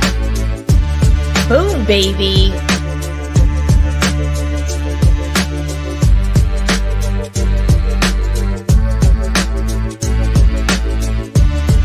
Just how many, quote, natural formations are really just extremely weathered, once extremely large stone-built structures? Maybe there are many stone granite hills, and even maybe mountains that dot our earth, which grand structures of the forgotten people. Boom, baby!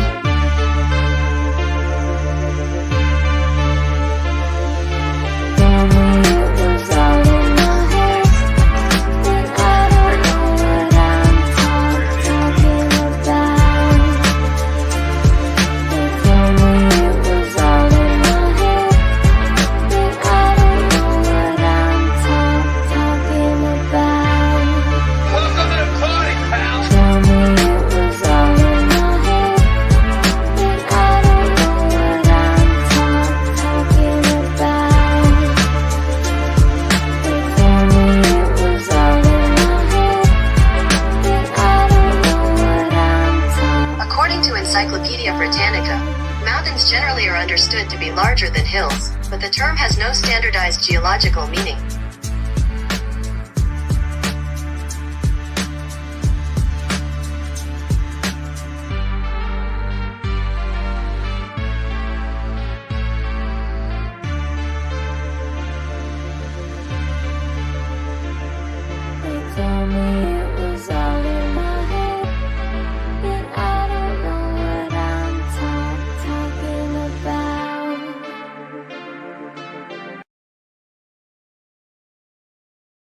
All right, guys, we are back. I got my pepper kitty in here. Yeah, mine is right there.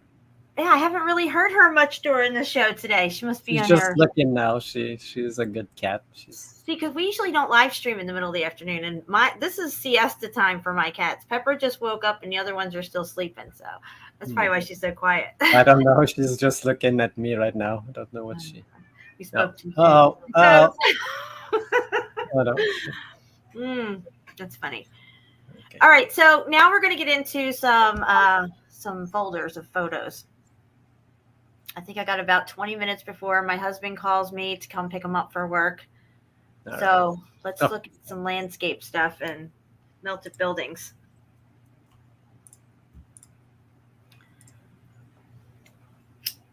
All right.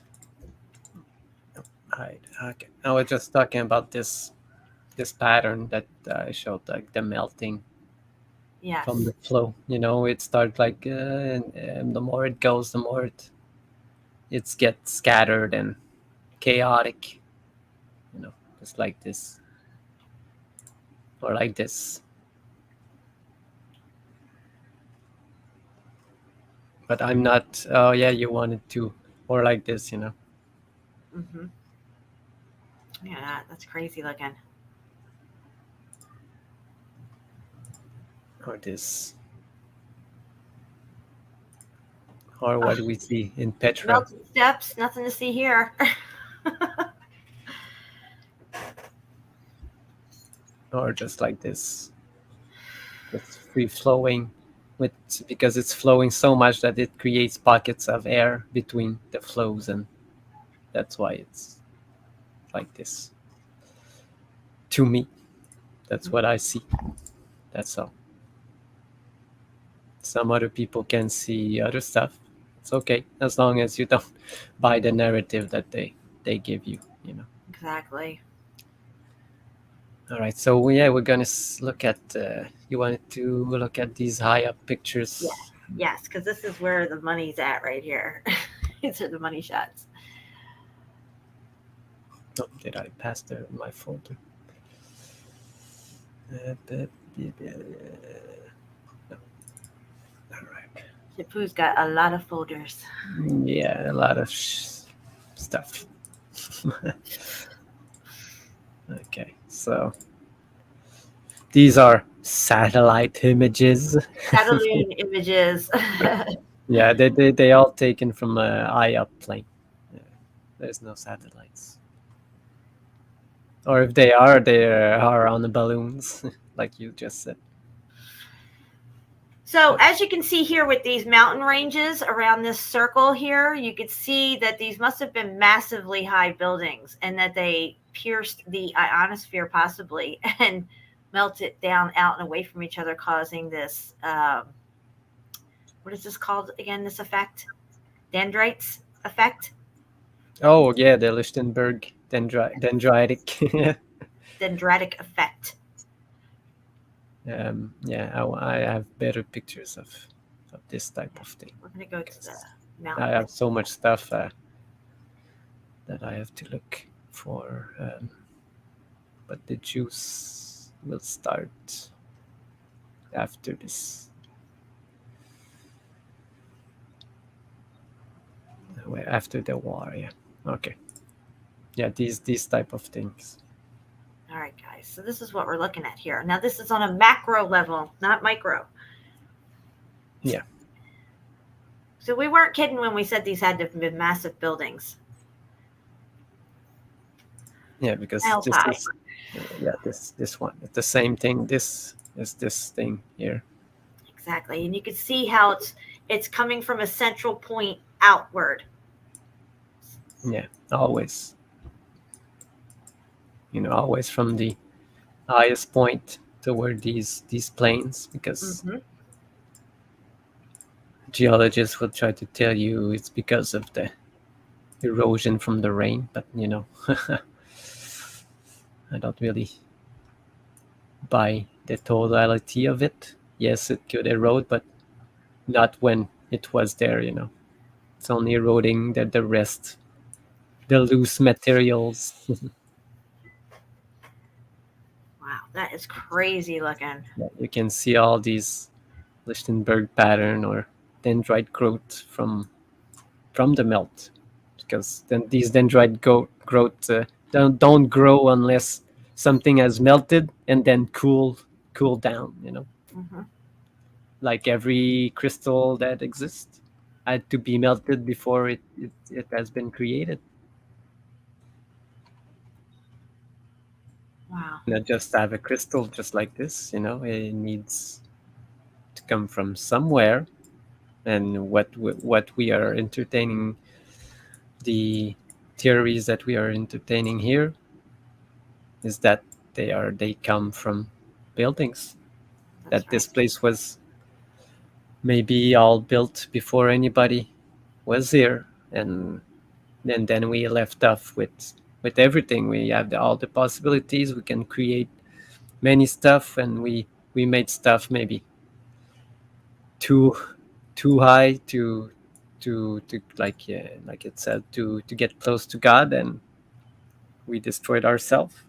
This is one theory, or that the other one, that it's a God's judgment. Both can work. Maybe both are the same thing. We don't know.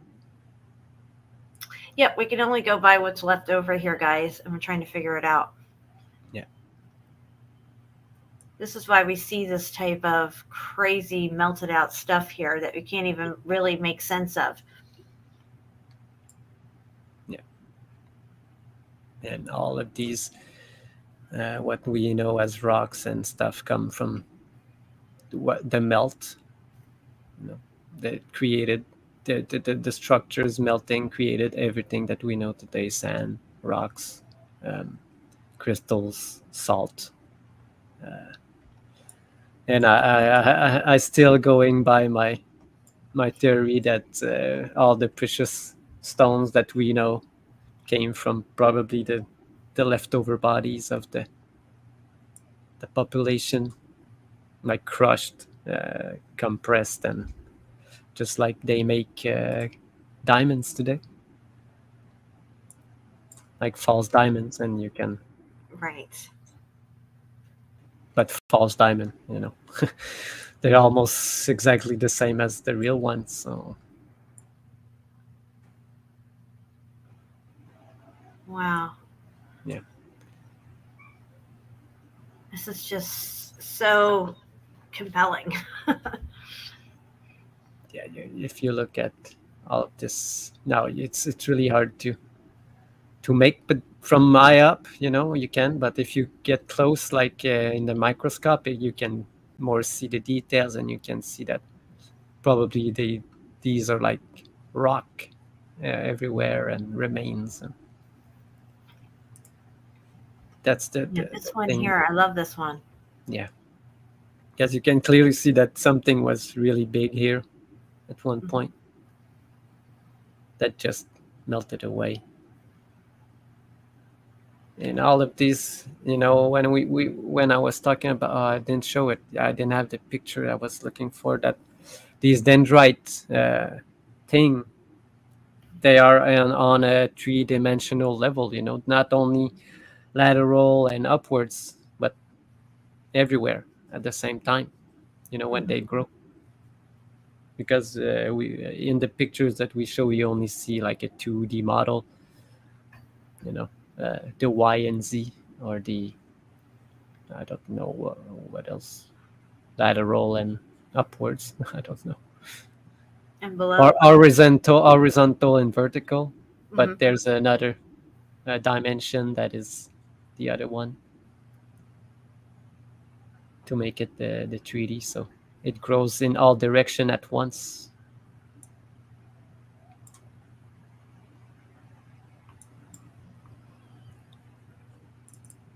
Yeah, what else? Yeah, like this, I don't know what this thing was, but it was crazy. It seemed to be one massive interconnected building. Yeah, you can see And it it melted, spread out from itself, coming outward like that. Yeah. It's amazing. This is why throughout all this stuff, all these places they go, like, oh, we just stumbled upon some ruins in this remote location. It's like, because the whole thing was a building. You find a little pocket of survival here. Yeah. Yeah, buildings and houses and people just living everywhere, because I believe that there were much more people back then, way more people. This one's really cool. You could tell this one was much higher. It's melted down into itself and away from itself here and spread out. Yeah. Because they're trying to tell us that there's too much people now, these globalists and stuff, that's totally untrue. There's not enough people in their cities to make more money. That's the thing, There's so much space, places that people can go, but people just are clumped into packs because they have been raised this way, too. Wow. Yeah, you can clearly see the flow of all of it. All of these were much, much higher, these ranges that they call mountain ranges.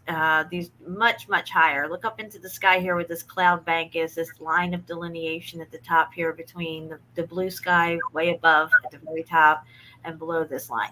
These buildings had to at least have come up to this cloud bank line, which is close to the ionosphere, I would assume. Yeah. Must be really high, but we know how the biggest mountain is, so it's really that one there, it looks like an explosion. The next picture, that one there, we had the Trinity crater stuff. It's really weird. Yeah, this is crazy. There's even this thing, this imprint of something there. You know. Yeah. And you can see that this cracking there that comes from this thing The central point, right? Yep. that I don't know what it is. Whatever it was a component on this grid system for sure. Yeah. And then that thing there, that looks like something you would see in Nazca. Yeah, looks like there's some kind of a structure or left over a structure there. It's crazy how it's emanating out from that like that. Yeah. And this, Jen, you were wondering what these wires, like in computers, Yes, that's what it looks like to me. wire strips. And it would lead right into this crater right here, which could have been a massive component on this grid system here that fried and shorted out. Yeah. They blew something up here. Yeah, they probably blew up whatever they didn't want you to see that was left there. Yeah. Because there are like I told already, there's some craters. They have created craters with bombs that are as big as these meteor craters that they are selling you, and they're the same shape. So, which one? I know there's no meteor craters, so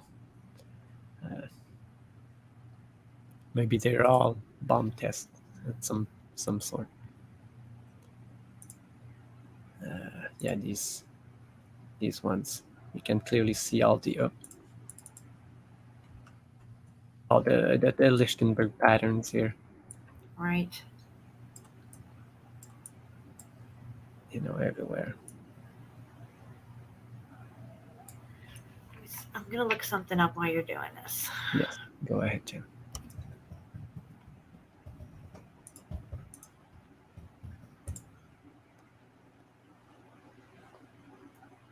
This, I don't know what it is.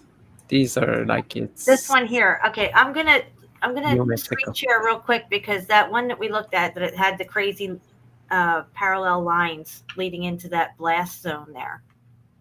Let me share screen real quick. Entire screen. Here we go. Share. Okay. It's this one here. Okay, guys. This is what it looked like to me, what I was seeing. See that, Shipu? Yes. It was on a circuit board here. See these lines coming in here, just like at that spot that you just showed. And look at the way it's all melted out and muffed up like that. You can't even really make out what these components were. How that could be, that right there could be like one of that Goblin Valley in Utah. You see what I'm saying? Yeah. Let me see if I can find another one here. Okay, here, there's this one. Yeah, you can even see like the lines that you were talking about. Yes, yes. I'll put it back up. That's why I picked this one, because you can see the lines right here coming into it. And then let me go back to this one that I was just on prior to it. Oh, no. Shit. Hold on. I don't know where it went. Oh, yeah, here, this one. Look, see how this one looks like it left a crater? This component melted away, and it looks like a crater in here. Oh, yeah. Yeah. See? Yeah. And there's another one. Again, this one's obliterated. Now, the things that are around it look pretty good, surviving pieces. But what happened here in the center? It's all melted away, all muffed up. Oh, yeah. Yes. And let me see if there's one more I can show. Maybe this one. Let's see, zoom in on this one here. Well, they could say that's Hawaii right there. There's Mauna Loa. Yeah. All right, so you guys understand what we're getting at here on that one. Let me come off screen share. There you go. Yeah, that was good, Jen. I like that melted inverted round Petra fried. That's exactly what they should call Petra. Petra fried. Yes. Yeah, I got maybe show a couple more and we can end it up. Okay, so that right there looks like that pattern, that wood pattern that they were trying to produce in that controlled experiment. Oh, yeah, yes. Yeah. Yeah, I don't know. I can clearly see something melted here, because they would tell us probably that this is erosion from water or Some ancient ocean that was there ancient millions of years ago. ocean in the desert always. But deserts weren't there before, Probably all made up. I love fried food, but not fried buildings. Janktified. I like that. Janktified. You guys in the words I use. It's so funny. Janky, muffed up, jackwagon melt. Look at this.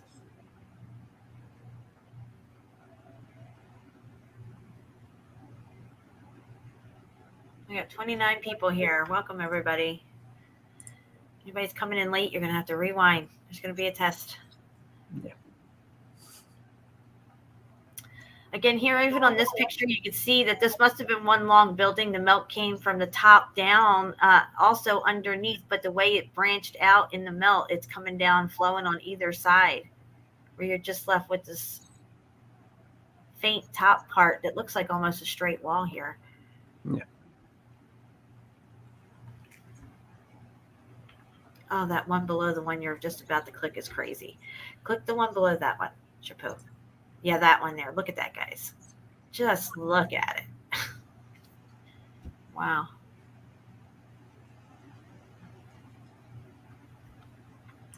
Yeah, and this. Mm-mm. This is what Jen? I said, we make it make sense. Yeah. At least we're trying to. Yeah, this is like the St. Andreas fault, where they say that these two continental plates collided.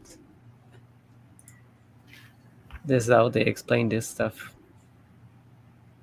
I'm looking now, Crystal.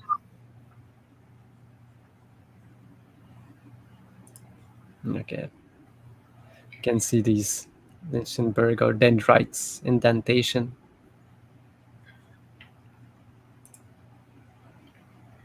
All right, hold on. I gotta bring my Facebook back up. Crystal just sent a couple of pictures. All right. Go ahead, Jen. Just it was Mexico at 35,000 feet. I'm done. Okay, let me get into the screen share. This is from Crystal. New Mexico at 35,000 feet. Entire screen. There we go. All right, can you guys see this? Yes. Look at that. That's crazy. Yeah, it's crazy. Zoom in on this. Wow. Yeah, the electrical surge was crazy there.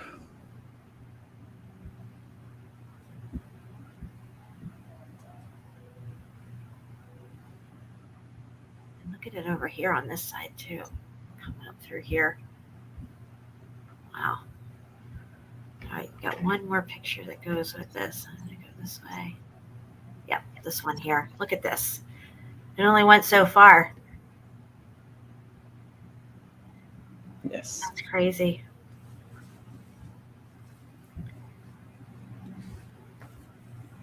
Look at this square pattern over here. I wonder what this is here. See this right here, Chapeau?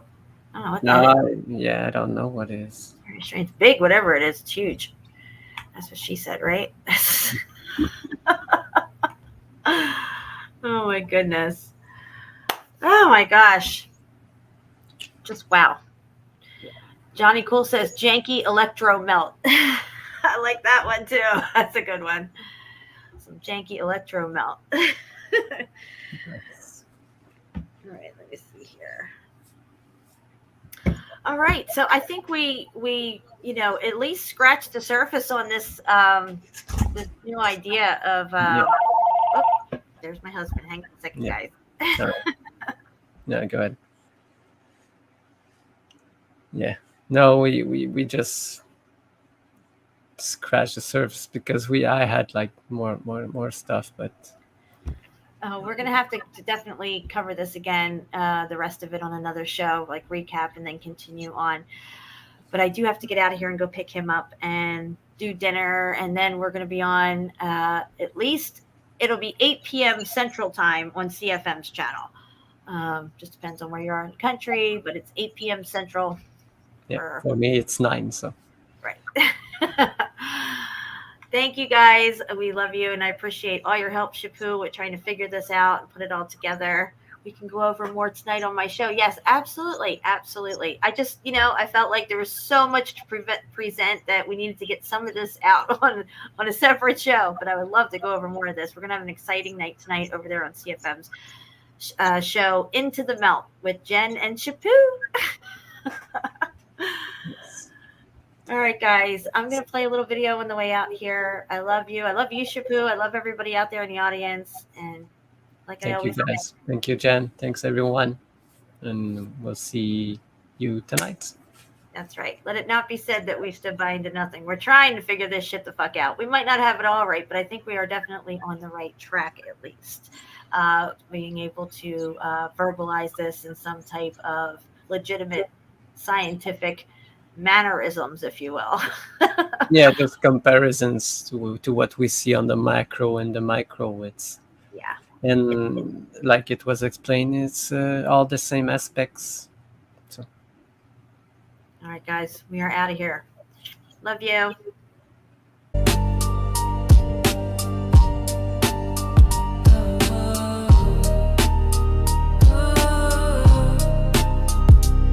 Open your eyes, see the lies they feed us endlessly. Clocks tick, but we control the time mentally. They claim power, but fear our unity's energy. Break the chains, rewrite our own destiny. They got the media, but we got the streets while they scheme for profits. We build our beats, say no to the system. Craft your unique identity. Live free, break free, find your own serenity. Stand together, rise with the truth that we know. Unite and show them which way the winds will blow. March to a rhythm, take back what they stole. Living life on our terms, reclaiming our souls. They paint a picture of a world that's full of fear, all illusions, playing tricks on what we hold dear. But we're the architects, the builders of a new dawn. When we stop following blindly, their grip is gone. Their rule is just a myth, a shadow on our wall. We hold the keys, rise up and stand tall. It's time to breathe, break free from the cage, write our own chapters, turn a brand new page. Stand together, rise with the truth that we know. Unite and show them which way the winds will blow. Stand together, rise with the truth that we know. Unite and show them which way the winds will blow.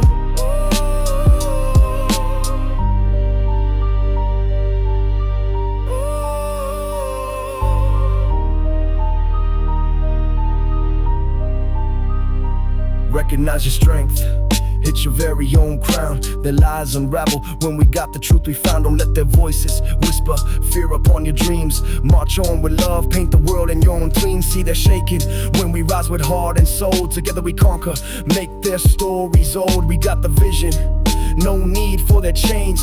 Free as the skies, dancing in the rain. We become as one, we become together. Rise with the truth that we know. Unite and show them which way the winds will blow. Stand together, rise with the truth that